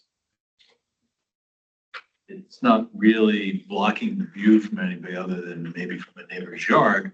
But on top of that, you're now bringing people out back into that, and they will be sitting there next to the chimney more intimately scaled. So from a distance, you're going to see the same chimney, which is what's protruding above the roof line. as you come down into the cul-de-sac. So, normally I'd be a little bit adverse to this, but this siting welcomes this. And then I think then, you don't lose what you have.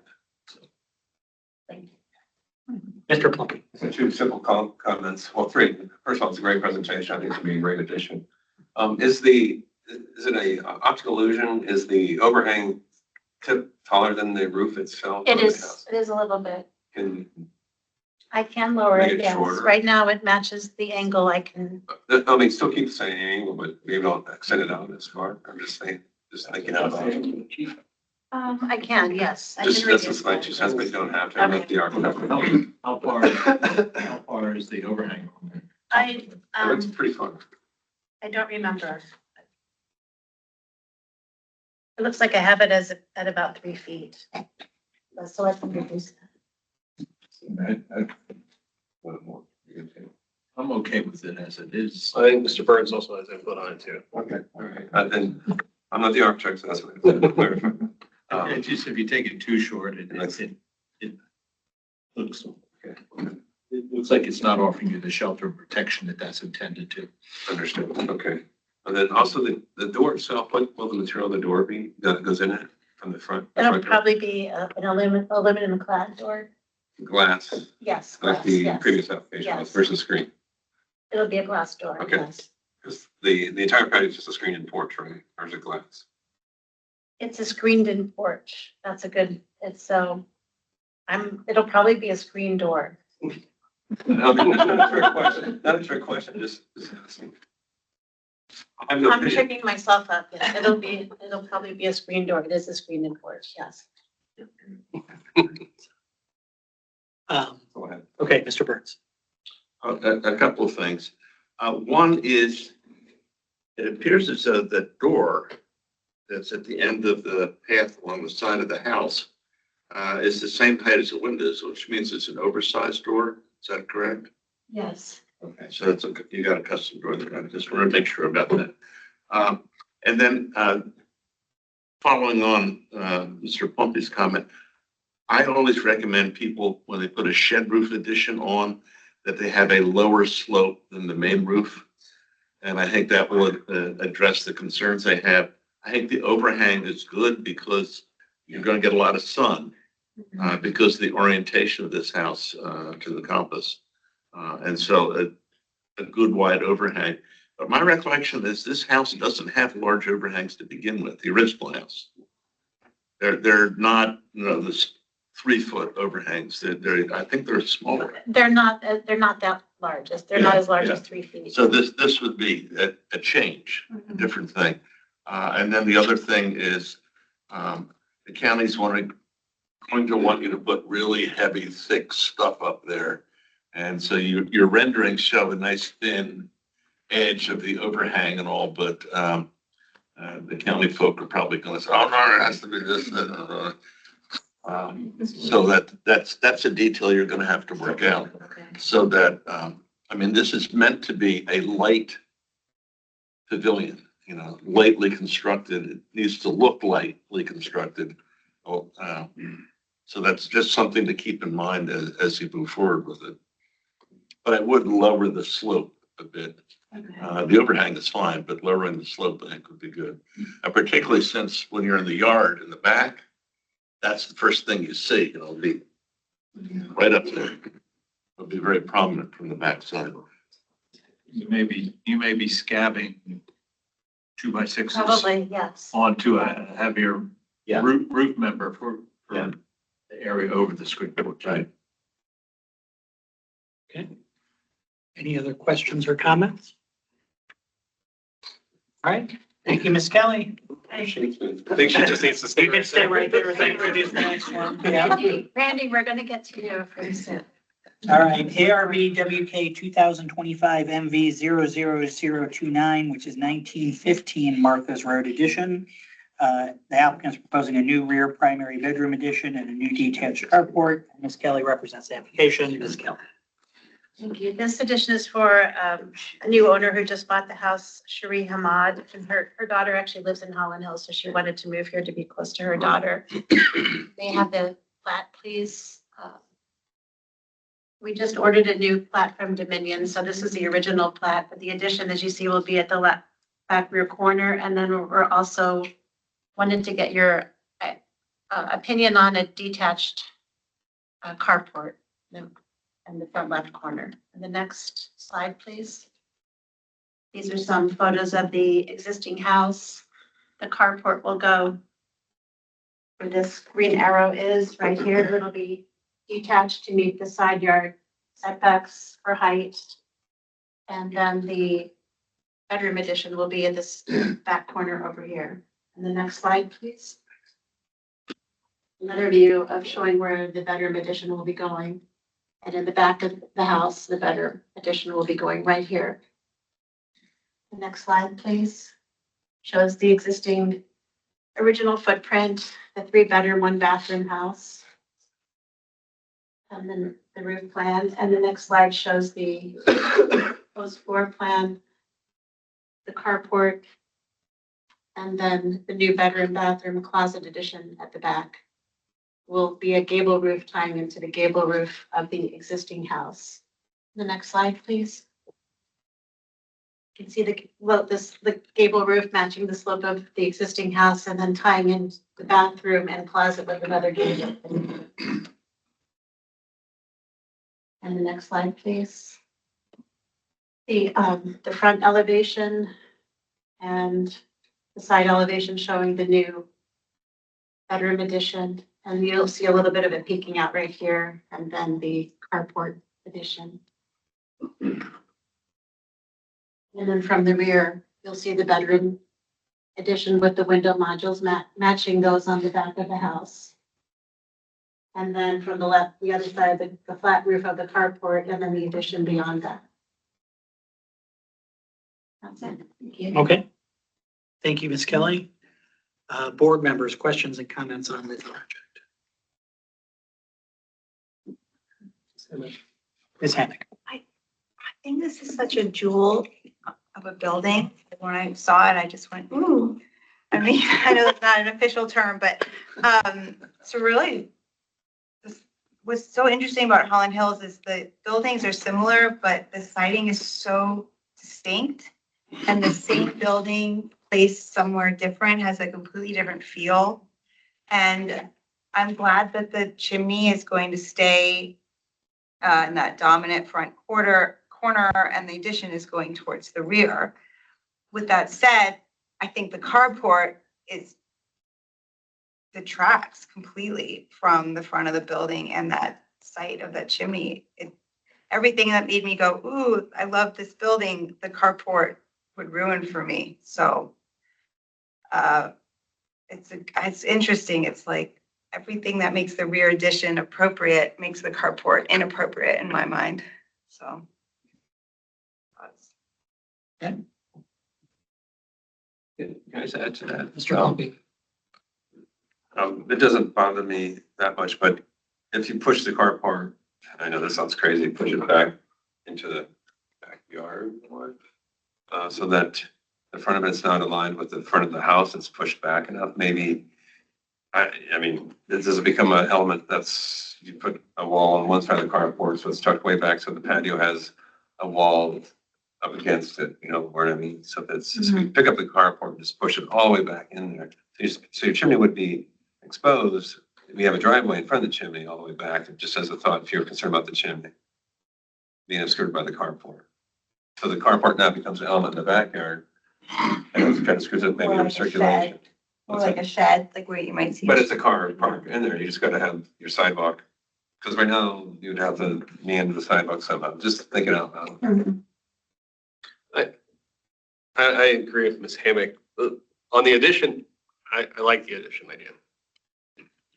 You know your stuff about citing an addition on these houses. You know, it really is interesting how each one of these houses feels like they're cited so differently. And in this one, a garage here, plus the likelihood there's going to be a lot of cars here, detracts from what, you know, is a, you know, a view of the house. I feel like it's going to eat into the real estate of that portion of the home. And I think I hear what Joe is saying, but it's hard to visualize. And also looking at the aerial, it looks like it might be hard to pull off. I was gonna say, if you could. Looking at the lot and the lines. It does get tighter Yeah. the further you go back. The way this house is sited, there's a chunk of real estate in the front of the house where it's like, oh, I could see plenty of other folks go, I'm gonna put a separate side garage right over here, and right in the front yard, but then I'm not necessarily suggesting that. I'm just saying that that's the unique constraint that each one of these house sightings has. I do think the garage you're proposing though is simple, and I do like that it is simple compared to, I think, some other ideas we've seen in the past from other ones. So it is at least light, but that's my few thoughts on it. Ms. Don't have too much of a problem with the carport, thinking that it's actually pretty open, with the exception of the storage. It does bug me. So if no storage and then the carport just kind of visually flows through, I wouldn't have a problem. I think I wouldn't have a problem with that. I guess just to add to that, is that, because, so your front door your front door is right next to your storage unit in your house. If you go to your floor plan, you have that storage, you have the two double doors right beside your front door. Right. And so that's what I'm saying, because now every time you go out your front door, you're gonna see the back end of your Chevelle or whatever, you know what I mean? Subaru. Have you driven around Holland Hills? Subaru. SS. It's classic. You got a nice classic car there. Let's see if you were awake. Actually, it's Anyways, moving in that direction. But I think if you push that garage maybe Discovery. To where the aligns with where the front door is, I don't know. I guess I'm saying is to push the garage back some form of fashion to ease this view, but I know it's not gonna solve your problem with hiding the chimney. Yes. I don't think every site can take everything, like, I think we've talked about this before, like, it's at a strange angle, it's not squared off to the corner of the lot, they probably have setback issues, I'm like, carport doesn't work here. If you give a house I a can go to garage, bed at night saying like, your carport doesn't work on this. So are you okay with having a minivan parked in front of the chimney without a carport? Yeah. I how mean, cleose can a car get to the front of the house right now? All the way up, or? It's That's a good question. pretty close. If you go back to the site photos, one more. I just like, when we have electric cars and hovercrafts. you give a house a garage, it's gonna have a car in the garage suddenly. And then, Have a car. and the car in front of the garage. Yeah. So, And his guests. I have a carport and it's full. We should ban cars. No. That's a great point. I'm sorry, Mr. Burns. Mr. Burns. Okay, I think we have to consider this site. The house next door at 1913 has a large carport in the front yard already there. And then this would kind of mirror it. It doesn't mean I like it. And I'm concerned that because of the siting of the house, that you're going to have side yard setback issues with the proposed carport in the proposed location. You've got your plat there. I don't know how close it gets. It's why it's detached. It's why it's detached, and then it falls into another setback. Right, okay, so we're playing with the zoning stuff to make it allowable under the county zoning, but we're evaluating it for impact on the historic overlay district and the integrity of the individual properties. So one of the things that struck me in the renderings that you shared with us is that it strikes me as, yes, it's kind of transparent looking. I understand Ms. Wong's concerned about it. It's not so transparent because it's got a big blank wall at the back end of it. But the roof seems very heavy. And if you're going to have to slope it to drain, slope it. Just don't make it a pretend slope, make it actually slope. Acknowledge that, yeah, we have to shed water off the side of it. I think that will maybe make it a little less hostile. And something else is when you approach this house from the street up to it, you go uphill to it. right? And have you thought about maybe depressing the carport a bit into the ground to reduce its visual height? And, you know, you already have a step up. You have a couple of stepping stones there to go out from the flagstone at the entrance. And then is that a possibility? In other words, to reduce its visual impact by you know, take advantage of make the topography work for you rather than sit it on the topography, sit it in the topography a little bit as a means of reducing it. But having said that, you have to admit the house next door has got a big hunkin' carport. Yeah, but Right it's there. set off, it's in a different site. Well, I understand that, but they had room. But it is close to the property line on that side. Did we approve it? No, it's long. It's different. I mean, Well, I'm like, what if this garage was wanna in a take- similar fashion? Yeah. But, you know, I always tell people, I think one of the things that you can do to adversely affect the integrity of these houses is to give the automobile primacy. And I think that we should always look at these things and give the architectural design primacy over the automobile. And when we get carport proposals or garage proposals or whatever they are, you know, where you're going to put your vehicle becomes very difficult. You mentioned that these houses are not in nice orderly rows parallel to the street and such. That's part of the charm and the integrity of the community is not everything can go wherever you might want it to go. Because of the ways the homes are sited. So that's something to think about. But, you know, the addition, it's a modest addition. It accomplishes what you need. It gives it the space that the client desires. And that all works. But the carport bothers me. And I'm not saying you can't come up with a design that I would find acceptable, but I think you're getting feedback that we're a little hesitant about that. I think you find the right location, but you also got a place to put your trash can and stuff right there. The trash can will sit there by the chimney to celebrate the chimney all the time. It is a good Google Street View. Yeah.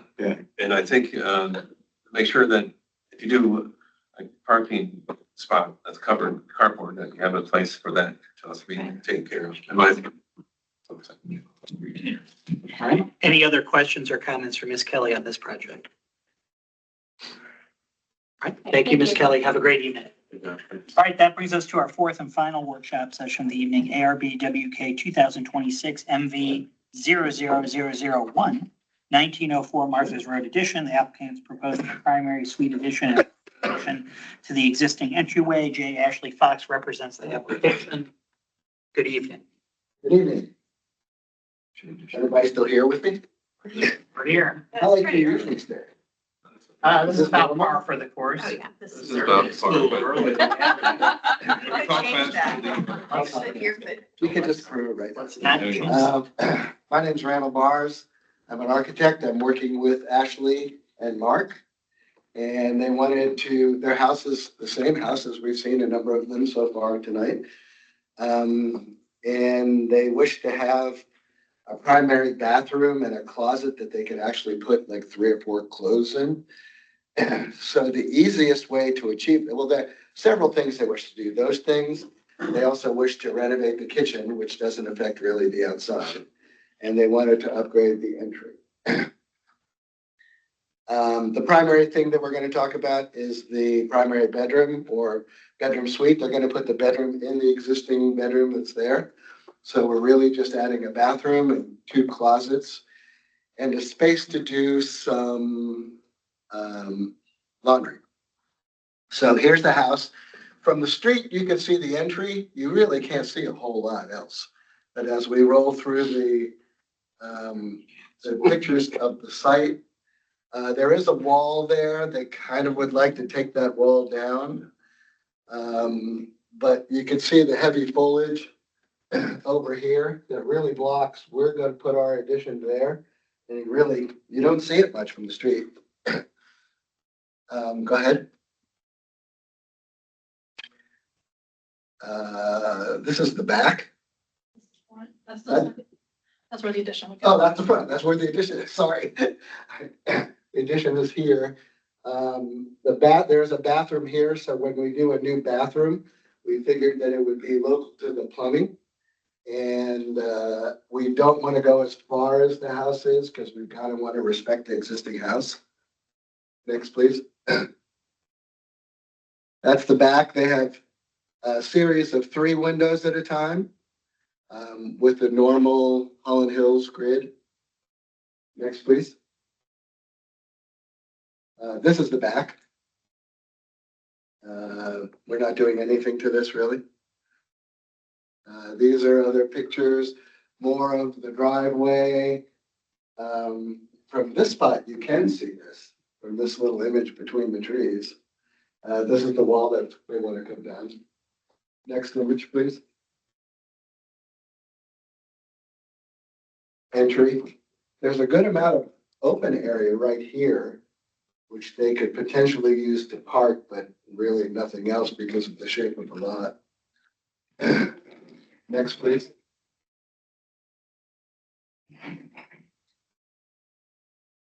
So the little spot that you can see in the front is right here. Besides that, all of this foliage blocks anything that we're going to do right here. And as you drive in, you really, I guess you drive in here, but you can see through here. Go ahead. Next, please. The existing flat. I have to apologize when we first submitted this, I thought the setback was 5 feet less than it was. So I had to modify the design, and by modifying the design, we modified the windows and then we modified the layout. So it kind of snowballed, but I think we're in a pretty good place. Next slide, please. The existing floor plan, we're going to renovate the kitchen. We want to change the entrance, take out this storage to give the entrance more room and add a storage piece here. So you enter in here, but the primary addition is all back here. And it's gonna start about here, but the entrance into it is gonna be through the primary bedroom. Go ahead, next please. Existing elevations, pretty standard. Next please. Okay, so my mistake was the setback line didn't come through. The setback line comes through right here. So I had this squared off. So what we're doing now is setting the closet back in so we respect the setback line. And we want to make sure that the roofs don't extend. They're above 10 feet. So the roofs aren't going to extend more than 3 feet into the setback line. The roof on the long version of the long part, it's going to be a butterfly roof on the high end. It extends 2.5 to 3 feet. And on the short ends, it extends only 18 inches. And I kind of feel like it has to do that because it makes the proportions look right. If you shorten the high end, it makes it kind of look like a silly little hat on something. Go ahead. Next slide. Okay, so this is an expanded plan, but we've modified it slightly. But it does show the basic shape of this. Now, what happened is, since this was a working session, I'm sorry that it happened like this, but when I discovered that we had to set this back, we figured we could just put the same windows in that we had planned in the middle of the addition. And when we started studying it, we wanted to gain a little bit more room, so we made this a little bit wider. And when we made this a little wider, the 2 windows just looked stupid in the space. And we tried figuring out a way to make this in the center or this in the center. And everywhere we moved the set of 2 windows, it just looked awkward. It wasn't centered, but it wasn't enough off-center to be off-center. So we changed it to 3 windows, and we changed the organization of the whole primary bathroom. This is a closet, and this is laundry facilities. I don't know if there's an updated one of that, but go ahead, next slide. So you can see, this is when it was a little bit narrower and we had two, and I apologize about the confusion. Next slide, please. This is when there's three, and then we could center the windows. We're floating a wall in the bathroom for the shower on this side. And I took out the lower windows that are typical, as you can see in the house, and put them up here because it's a bathroom. And it would have been looking at the bottom of a tub and looking at the bottom. It's too much glass in the bathroom to start with. So we will probably frost this glass or else screen it inside so we get clear glass up here. Next slide, please. And in the entry, we wanted to mimic the shed roof or the butterfly roof. So we did the same kind of roof and we added storage on the outside and we were able to create a walkway that enters the house a little bit nicer. Next slide, please. More straight on. Next slide, please. Next slide. That's it. Is that it? Yeah. That shows it pretty well. All right. So how come it looks so much clearer there? Better screen. Yeah, better screen. Comments? All right, thank you, sir. I'll open up to board members for questions and comments. I have a question. Ms. Hammond. Why did you consider placing an addition off the rear of the property? Yeah, but then we would have had a more difficult time getting plumbing to the back and all the services to the back, and the bedroom that it would have attached to would not have been as good of a bedroom for the primary bedroom. So it would have required building more. This was kind of the most concise way to build it, where, and obviously budget is always an issue. So we wanted to build as little as possible as we could. I also add, my feedback too was we have a very small backyard. I garden. We're not supposed to have gardens in the front of our yard. And so building an addition on the back takes away my ability to garden in the back of the yard. My husband, our garden is in the front of our yard, much to my demise. I think it looks really bad, but we get the best sun. And our planting beds have been built all in the, is that not allowed at Holland Hills to do planting beds in the front? It's also not allowed in Reston. But is it not allowed in Holland Hills? You can't put. Well, I don't. So, you can? You can? Oh, okay. We were told that we were discouraged from putting it in the front. Maybe the construction advantage. I try to discourage you. Okay, yeah, I thanks. mean, the community's a little touchy about that right now because the house and garden tour is coming up in a couple months. Okay. Everything to look pristine. Oh, gosh, I hit a bug, okay. So based on tonight, we're gonna have lots of construction trucks. But it all seems to be on Martha's Road. Yeah. Mr. Dan. So I like the 3 window over the 2 already because I was worried about setback 2 when I first saw this. And so being out of the setback is better because that is obviously, but it's also, it's a window looking into a bathroom and you didn't say it was going to be frosted. So I worried that while I like the 3 windows, it's going to be distracting because it's frosted. And so that's, I don't know if I'm personally happy with the solution there yet, dealing with the space you're putting windows into. It seems confusing on that end, but I think my bigger issue is Would you rather there be window covering inside than frosting? I'm trying to think about if there's a different fenestration solution in general. Well, because there is a screening that you can get to put on the glass that doesn't have to look so white like the frosting, but still you can't see in it. And it doesn't color the glass. It looks pretty much like it a lot. It's just not transparent. I'll defer to better minds here on their ideas on that. I think the 3 looks more balanced than the 2 did because the 2 felt weird to me when I saw it in this. The thing I had the problem with is literally it's kind of almost 2 additions going on and it's eating the house is my problem, is that you have the one on the front with the bedroom bathroom kind of expansion, and then you have the entrance one. And so we have the Holland Hill house there, but it's just being crunched as almost like a hyphen between 2 other structures. And that kind of worries me because I've commented before about the rearrangement of the entrances for Holland Hills homes that were done in a very specific fashion, and now it's being more done in a current fashion. Here's your front door, here's your entrance, and What's the current fashion? well, the typical house you see at any block that gets shelled out. Here's my front door, here's my garage. I like the fact that a Holland Hills house has this mystique to itself in the entranceway. And so I guess what I'm getting at is there's two dramatic changes happening on each side of this house. And I personally would want to see one be less so that it would soften the historic home that's being kind of struck on that. Now, We had originally talked about doing this addition over here, but over here, it was a little dormer that came out this way as opposed to a shed roof. We actually kind of felt like being similar, having them kind of match each other gave them a better place, but maybe the other one is less, it's lower key.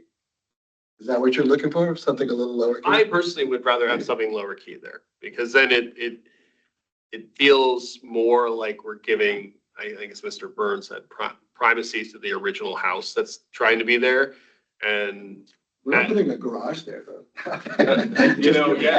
That's a whole other creature in its own right. That's just my general observations looking at the design. I'm sure other members have thoughts too. Can Ashley respond to that? Can we respond to the motivation for changing the entry as it currently sits? When you are at the front door, you literally are standing in the living room of the home. And we wanted to create a little bit of separation so that when people come to our home, they are not just standing in our living room. And then when we come home, we have a place where we can drop our keys and our shoes, and they're not just sitting in our living room right beside the fireplace. Ms. Hammond. I think you're coming at this as a good designer and you want to create an overall very good design. And I'm coming at this as a preservationist that has an existing historic structure that I have certain guiding principles for additions. And one is will not overwhelm the existing structure, will not detract from the existing structure. One of them I spoke to earlier will not be visible from a primary right of way. So you're not hitting any of those. Okay, with that said, it is a unique siting with the triangular shape of the lot and extending to the rear might not be as conducive as some of the projects we saw earlier in the evening. But our guidelines, basically say do not alter entrances and do not place additions at the primary elevation or, try your very, page 29 of the guidelines. So, and although I'm sensitive to what you're saying about the entranceway, I'm also like, that's every Holland Hills home pretty much. Like that's the characteristic of a Holland Hill home almost to walk in. And so I don't know. I see what my colleague said, like the one I'm more comfortable with is the one that's not on the entrance because I fear like the entrance is more important to maintain than the other side of where you're placing the bedroom. But I don't feel comfortable altering the entrance on the primary elevation like this. If we come back with examples of other homes that have modified in the same way, will that change anything? Only if you can say that we approved it as a board. So, I mean, a lot has been done in Holland Hills and a lot of the changes were motivated, I think, the community to come under our regulations. So, to be fair, recognizing you are living in this home. So it is your home that you need to live in. So it has needs that you're wanting it to meet as well. Totally recognize and get that. Ms. Hammock and I are only two members on this board and expressing that opinion, but we also, that our objective is trying to convey that interest for the property and the Holland Hills HOD overall. So this is one of the benefits of having the workshop. So that you hear these kind of ideas. We've seen other approaches that look at these different facades. We've seen additions that work with it. I just think right now, personally for me, as a non-architect, as an architectural historian, it feels like a lot going on around the house. And if there's ways to soften that, I think we've found ways to make this work. But I think that there's got to be some softening of some of those details. I think we can. I'm going to recognize recognize myself real quick. Mr. Kalinsky, I'm sorry, and then I'll have to recognize you. I was on the Holland Hills Committee when we were thinking about becoming a historic overlay district. And, I do recall, and Ms. Hammock reminded me by looking at the guidelines, that entryways were something that we considered characteristic of Holland Hills homes. It's something that we thought of. I am struggling, and I will admit there have been a significant number of Holland Hills applications that we've gone through, but I'm struggling to recall one where we modified an entryway. I mean, they may exist, but I'm struggling to recall one. I know they've been proposed in the past for sure, that I recall. So, I mean, it's just something I think we need to think about. But I mean, I'm the lawyer representative for the board, and I love consistency. So if you are able to find some approvals that we made in the past, modifying entryways in a certain way, that would be, again, I'm only one member of the board, but that would be persuasive to me. Mr. Kalinsky. And John, could you go back or go forward one so we get a more front view of this addition? Okay, so that one, so I think I agree with Ms. Hammock. You as a designer, as an architect, designed a really nice addition to this home. Obviously, as you heard, there's conflicts there. I like this, but I actually prefer the 2-window version. It just seems that 3-window version seems to be a ratio of too much glass to solid on there, and it doesn't feel. And with the flipped, the awning, the transom, low transoms flip to high transoms, that juxtaposition against all the others, a little bit off-putting combined with just the scale. Yeah, we'll look at you.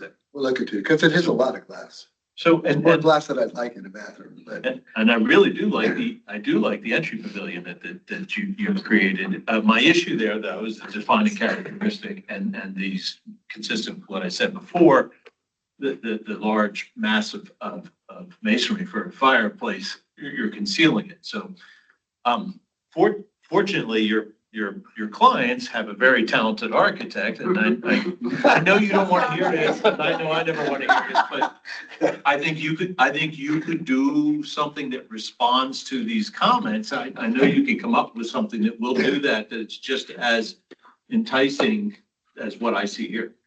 I do like this, but it's just not consistent with the guidelines. That's the fight. I appreciate that. Ms. Huang, then Mr. Paul.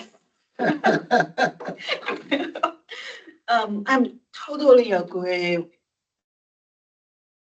with Mr. Daniel's comments that. What's your name? Mr. Daniel, Okay, got it. just one of me. Yeah, I feel like a 2 addition is really kind of putting just shelving, and the existing house is kind of now make me feel like the existing house is wrong design there. That's one thing, just echo that. The second thing is now we have one voting for 2-window, one voting for 3-window. And I am thinking, can we not have a window there? Really, it's a bathroom, and if we only have the top window and clear story there, I don't know, may look nice, just my thinking. I think it's too much glass there, and it's competing with the existing glass. It's bigger and it's taller. That's. All right. Got it. I'll be. The entrance is pretty, there's a lot of focus to it on the landscape architecture on the board.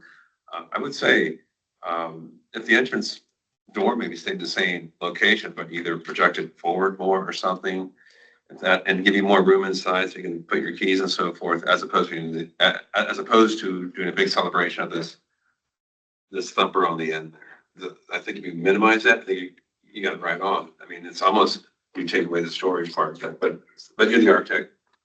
I know nothing. But then Well, when you do come back, it'd be interesting to see what you do for that patio space in front of the building. And that's, I'm looking at that from a site plan standpoint. So I know you want to take out those screen walls and so forth. When you put a screen wall back front, for the front part for privacy's sake, because you're gonna use that for entertainment, is that right? Because of course you take away the one screen wall because you got a new addition, but the other one that could remain. It'd be interesting how you create that space after the addition is, in concert with the addition. So Yeah, I think our intention would be to keep it, it's just replace it. Okay. Because it's not. Yeah, just kind of address that maybe a little bit. That's all I asked. And, that's all I had to say. Thank you. Mr. Anyone? Mr. Kalinsky. So it's a very modest house and it's not too exciting. And you brought some of that excitement with this design. And I know there's a Maybe too much. I'm sorry? Maybe too much. Well, no, there's a kit of parts that are safe to use. Yeah. And you've tried to work that kit of parts in, but I think you have enough. I think you have an opportunity here to do something that's not just pulling the kit of parts and putting it together. I think you could be a little bit more creative and still in the spirit of a government design, come up with something. So, maybe it's high windows with some sort of panel feature, but it's not something as simple as just putting glazed glass inside the window frames, but maybe something else that kind of alludes to that, but with a little bit more of a modern take on it. I think you have the opportunity to really Yeah, do I think something that's special. probably not be accepted by this board though. I mean, it's kind of like, there are tools to use in Holland Hills. Yeah. And then when you stray from those tools, it's an issue of. Well, done right and with a convincing enough argument, there may be, you may gain some favorable opinions. I hear you. I think we're good. Well, Mr. Burns. All right, were you done, Mr. Burns? I'm done. Okay, Mr. Burns. Okay, first things first, lower the slopes on the shed roofs. The slope is already lower than the pitch roof. Okay, all right, that's the first thing. Because when you were saying that, I was, we do that. Yeah, okay. I have a whole series of comments. We'll take a minute, so bear with me. One is, this is like the last house, or the house that had the carport alongside, among the early modest sized houses. That's true. And in today's world, that's not enough square feet for people. And so in a modest house, it's okay to walk in and drop your keys in the living room. But that's not the way people want to live in 2026. They want to have more amenities. And one of the ways you have to do is you make changes to accommodate that.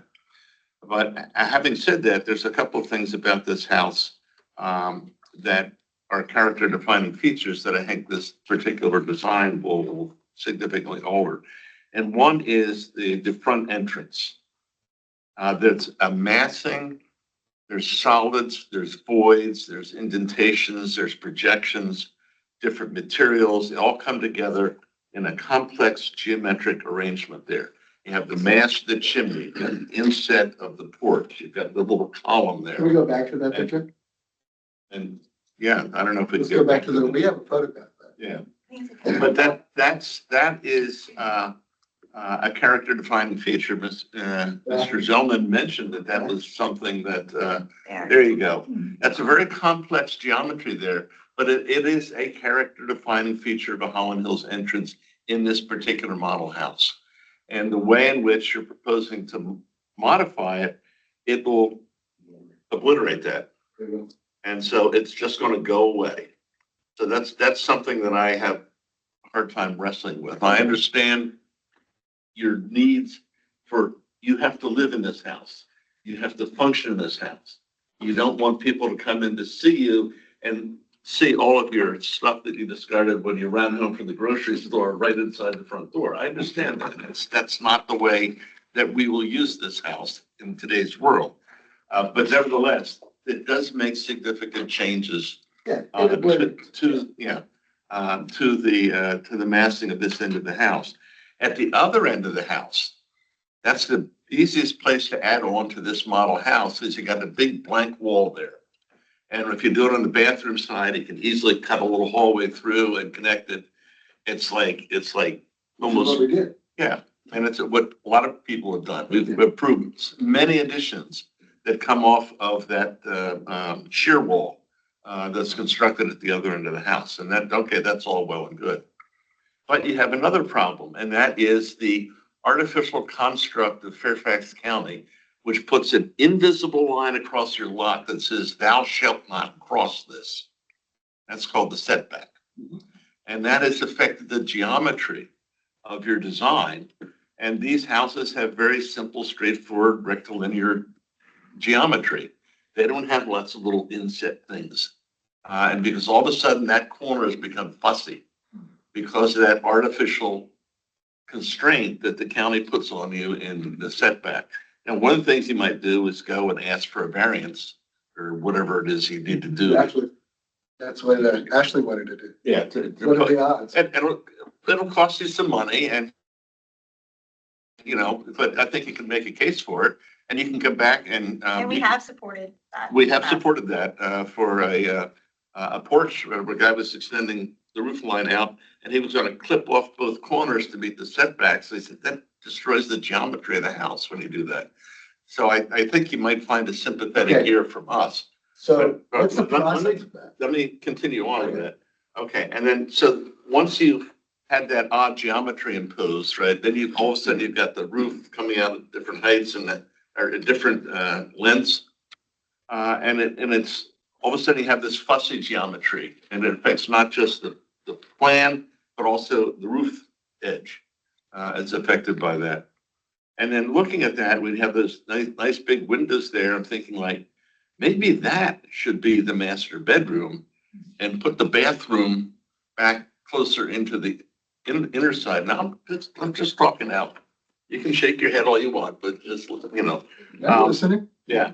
And the other thing is you go back to that picture of that front elevation, the windows on that side of the house are counter height, right? And so all of a sudden in your projection there, you're putting in traditional Holland Hills windows that are really tall windows. So maybe the thing to do is make those match the windows on No, we're trying to delete the lower windows. Pardon? We're deleting the lower windows. Maybe it was in your rendering. How about the rendering? It wasn't a rendering, it was in an earlier rendering, I had those windows. But in the later renderings, I took those windows out. Okay. Keep going, get to the renderings. Replicate. Keep going, keep going. Yeah, I thought you were saying replicate the counter height windows. There. Yeah, you're saying. See the counter height windows there? Why not carry that line. sill line of the kitchen dining room across to the new addition? But that's not going to solve the problem because there's still too much glass. Well, there's a lot of glass, but And what about introducing brick? Pardon? We also haven't, we're losing the change of material. There was brick there. Well, that was, yeah. But anyway, so I think that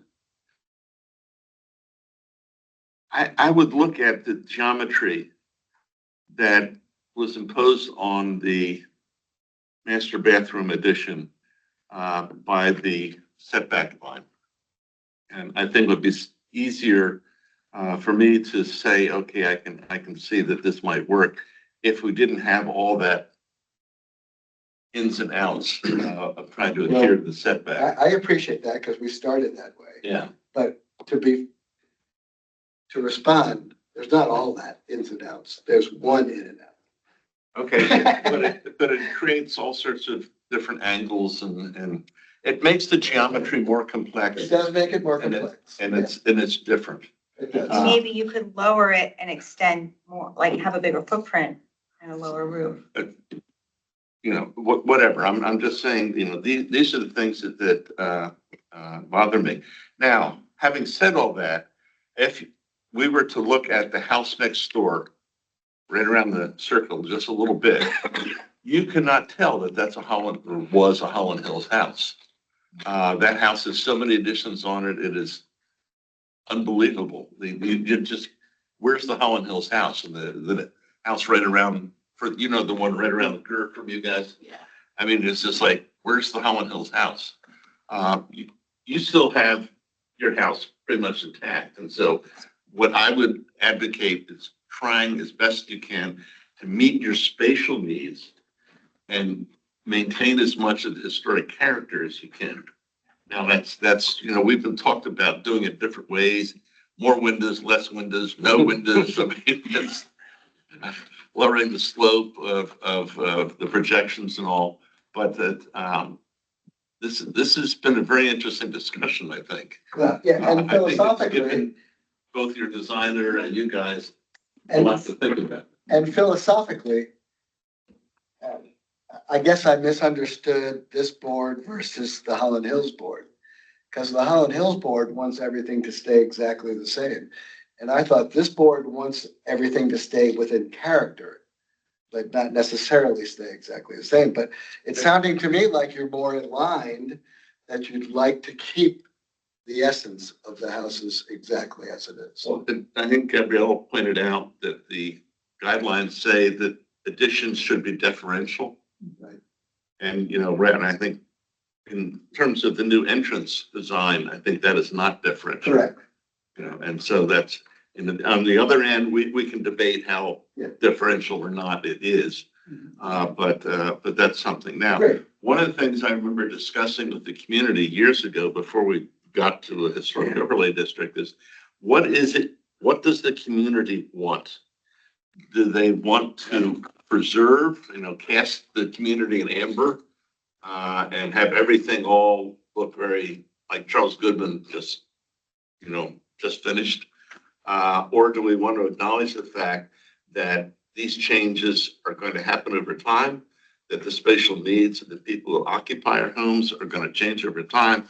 The demand for more space obviously has changed over time. And so what do we do to preserve the historic character of the community while meeting those changes?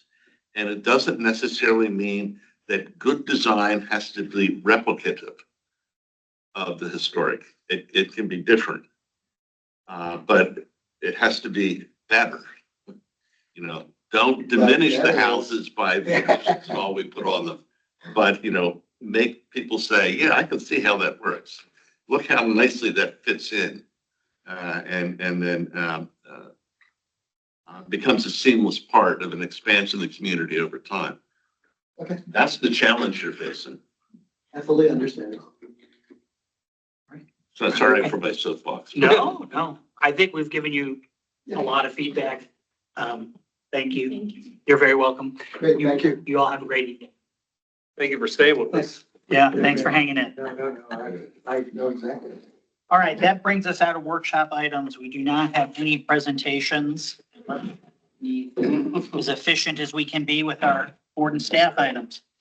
All right, review and action of and approval of the previous month's minutes from our December 2025 meeting. Is there a motion on that, or does anyone have any changes to the minutes or any issues? Mr. Daniel. Mr. Chair, I move the ARB approve the December 11th, 2025 meeting minutes and pay the clerk, Brian Johnson. Is there a second? Mr. Plumpy, I saw first. All those in favor? Aye. All those opposed? Any abstentions? Motion carries. Treasurer's report, our balance as of December 26, 2025 was $34,439.90. Administrative items, we have our NAPC membership renewal, and there's a motion there. Mr. Daniel. Mr. Chairman, I move the ARB approve the expenditure of up to $200 to pay for our membership renewal fee for the National Alliance of Preservation Commissions. Is there a second? Second. Second, Mr. Burns. All those in favor? Aye. Aye. All those opposed? Any abstentions?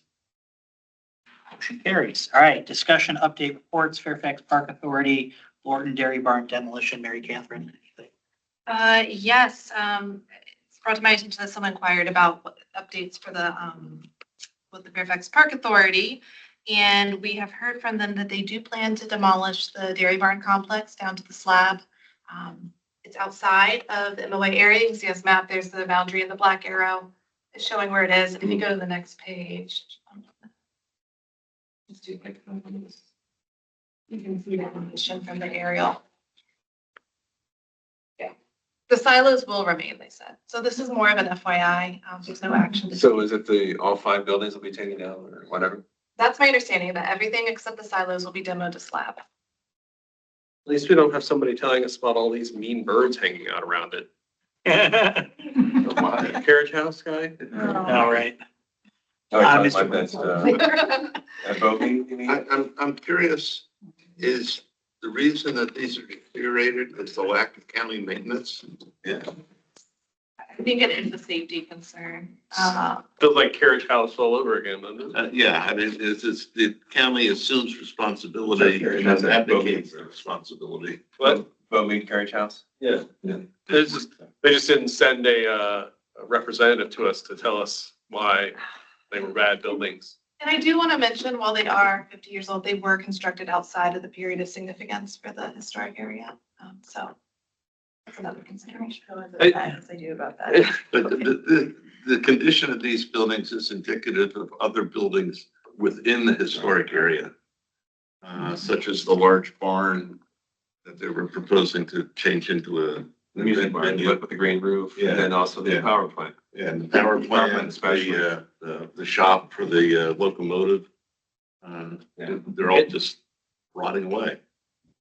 Yeah, it's just indicative of this part of the county's treatment of their properties. And it seems to be whenever that happens, if they come to us, it's well, you should see the state of these buildings. We should take them out behind the shed. Kind of philosophy. We're looking for like when I went to Kathy Yeah. Smith's gathering in December, that's how I heard about this, because I reported it last meeting. And I also put in a plug in because it's about the county's budget, so to speak. And I said, we have a jewel here that you're letting deteriorate because it's not being maintained. And they all shook their head, yes, but there's no money in the budget for them to do anything else. I'm just saying I know it's being recorded, but they just don't have the funds, but somehow we gotta keep on barking a little bit. Get some private donor to make it happen, but I don't see that. But my concern, and like I go there almost probably every other month, and I see the buildings, roofs collapsing that are not being habitable right now. So It's a shame they weren't part of that overlay district. It's a shame they weren't part of that overlay. Maybe Jack could have found a use. Garden center. Garden center. Well, it's interesting you say that. And at the one place in Centerville, I forget what the name of the place is, but at that same meeting, they converted one of the historical farms into a garden center, which they actually do organic vegetables and so forth for the county, for the homeless, as well as for sale. And we got a lot of land here. And it's all the people to generate revenue. Perhaps you can go ahead and ask a third party. It could be Meadows, Maryville Garden Center, somebody like that, or whoever. There's people that want to use this land for farming too, if they're not going to get developed, because it used to be a farm. Why not use it and use that generation cash to help the county? So right now they don't have the money, but maybe make something happen to generate some money. Yeah, Woodlawn has Arcadia. Yep. Yeah. So I think we're kind of missing an opportunity here. And I don't know how we can, it'd be interesting as a discussion point, a presentation is actually have maybe perhaps the Parks Department and some other people who have the budget strings. Let's talk about our concerns instead of just getting us presented. Let's present them our concerns instead of them saying, hey, we're going to do this. This is going to lead into a new business I'm going to bring up. I'm sorry, I apologize. No. It's like what we said to Fairfax County Public Schools when they were like, oh, we didn't realize you all cared about this historic school. Yeah. And it's like, we should really focus on that. You see how much that's resulted in Fairfax County Public Schools talking to us. We got 50 bricks, but I know what you mean. Yeah. Well, hopefully we're going to get an entire entryway. Actually. Yeah, I know, I'm sarcastic. Right. Makes sense. Sorry, new business. Oh, wait, I apologize. I just want to say the History Commission shares these concerns. We have started in our annual reports highlighting, buildings that are threatened. And we are looking into expanding our relationship with the Park Authority in a more formal way where we get them to report to us on all of their cultural resources. That takes time, but I think we need to accelerate this. And as the District Daniel said, treat this as a new business, get them in here. Go ahead. I'll be quiet. No, And No, actually, no. one of the commissioners is interested in looking into some ways of getting The private store? monies involved. Commissioner Stewart? Hmm? Commissioner Stewart, because this is. No, commission, history commission. Okay, Sorry, history the commission, sorry. commission. I'm the liaison for the history commission. Yeah, gotcha. Sorry. Okay. All right, new business. First, we all got an email from Mary Catherine on the last day of 2025 about our CLG training. Get that Oh, yeah. reporting. We all know we have to do it. Let's get it in as soon as possible, please. And I asked about my landscape architecture ASLA CC credits. Yes, if there's anything that you're unsure about, if you have a description or Sure. a course title, something. I That's can a good run by. question. Yeah, the calendar for that, because I have some recollection, Denise, and you may remember this, that we did the training that we hosted, which is escaping me. Camp training. Camp training, thank you. Went to that camp. I did. Yeah, I found your Okay, email. great, all right. You didn't count for last I year. feel like that was so long ago. I know, why? It was a year ago. Was, yep, but it counts Okay. for this. Excellent. Reporting period. Okay, perfect. This reporting period is the federal fiscal year, Yes, Correct. October 1 of Yep. 24 to Good. September 30th. that's correct. Yeah. Yep. Do we all have to have training? Can we do a better So you're job? not gonna have a board. I report what you all send me. Yeah, you took it. I taught it though. That That's. sounds, that counts. sounds. DJ counts, Did you DJ list counts. on the HR of the types of things that Okay. qualify? No, okay. It's easy for architects. You just, you go. I don't- you I'm not- I don't- Download it and print it out and. But I don't need AIA, like, That's what I'm saying. It's easy for me. He's gloating. oh, you're. You studied the wrong intro. No, I would have made more money. You talked to my mom. No, just that. Hopefully I gave you an idea. Yeah, you did give me an idea. Okay, good. Okay. Okay, any other new business, Mr. Daniel? I'll keep it. Can I just? Oh, I totally jump just in. wanted- I want to have the pleasure of telling you that we received the final draft of the design guidelines, which we are reviewing right now, and they should be to you in February for a vote of approval. Excellent. Just, I wanted to have the, because I will probably not be here in February, although I may come for this.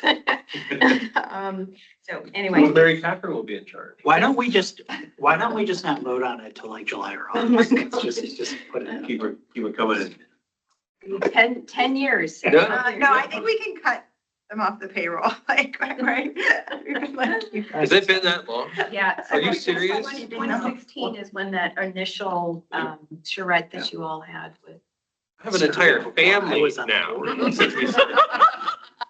My first daughter was born in 2016. I can't say, I have descendants now.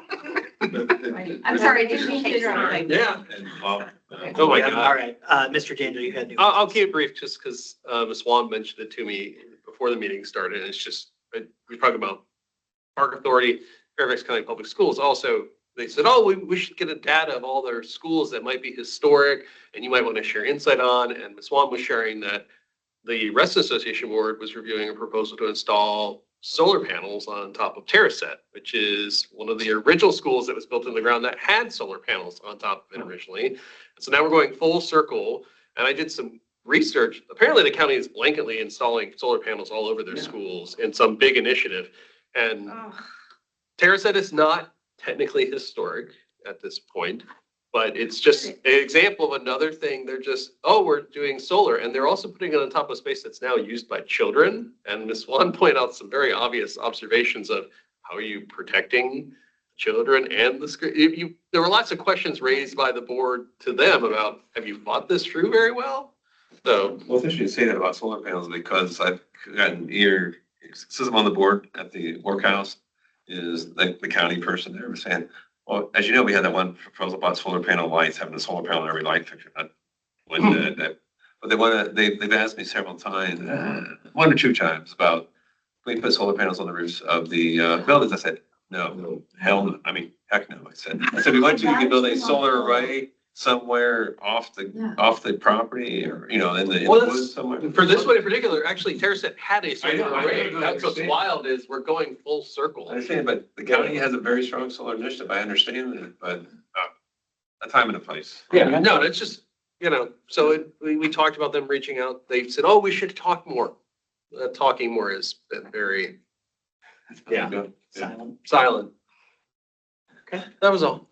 Any other new business? Yeah. Mr. Pumpy. There's a very strong chance I won't be, well, there is a chance, not a chance that, I will not be here in person in February and in March. I'm getting a cervical neck surgery in New York on the 27th of this month. And I'll be I cannot drive for 2 months. So I'll be, or a month and a half to 2 months. So I will have Did you fun. not watch Beverly Hillbillies? We'll put you on the roof of the car like Grandma. Bring it. Yeah, it's, We certainly wish you the best with your health. Yeah. And I will strongly consider excusing you. I know the first one, after the first 2 weeks, I'm gonna be on something that I won't make any good decisions. But after that, Or maybe he will make good decisions. no, better decisions. Better, right. But it's, no, it has to be done. It's been done. I got pain, so it's whatever. So I'll be good. It's nice to have surgery. I think. Yeah, I'll be having a Presbyterian. I'm a little biased. I just have a quick new business Okay. question, but it's directed at, staff had asked for the information on the electric vehicle supply. I provided a write-up. I'm not sure if it's application or where, but is that anything you want to talk about, or is that future business? So we included it, we sent it to the, to Traceries, to the consultant, and where it's being included Should be under. In the design guidelines. Okay, got it, okay. Then we Well, discussed it with better the chair than and vice chair. Yes. I hope, and this is where I guess we'll just keep abreast of changes as they come. Nothing that I know about right now, but that was, evolving information. So. Yes, Mr. Burns. I don't want to be the last person, but No. a question for the rest of the folks. What's up with RELAC now? You Relac is Let's- dead. Let's, that's a longer conversation and maybe we could do that off the record. I'm happy to talk about it. But it's, so the Yes. answer is it's going to. Yes. going away. Yes, correct. Correct. That's the short Yes. answer. So we're gonna have 600. Well, It's already happened. we'll see. And happening too.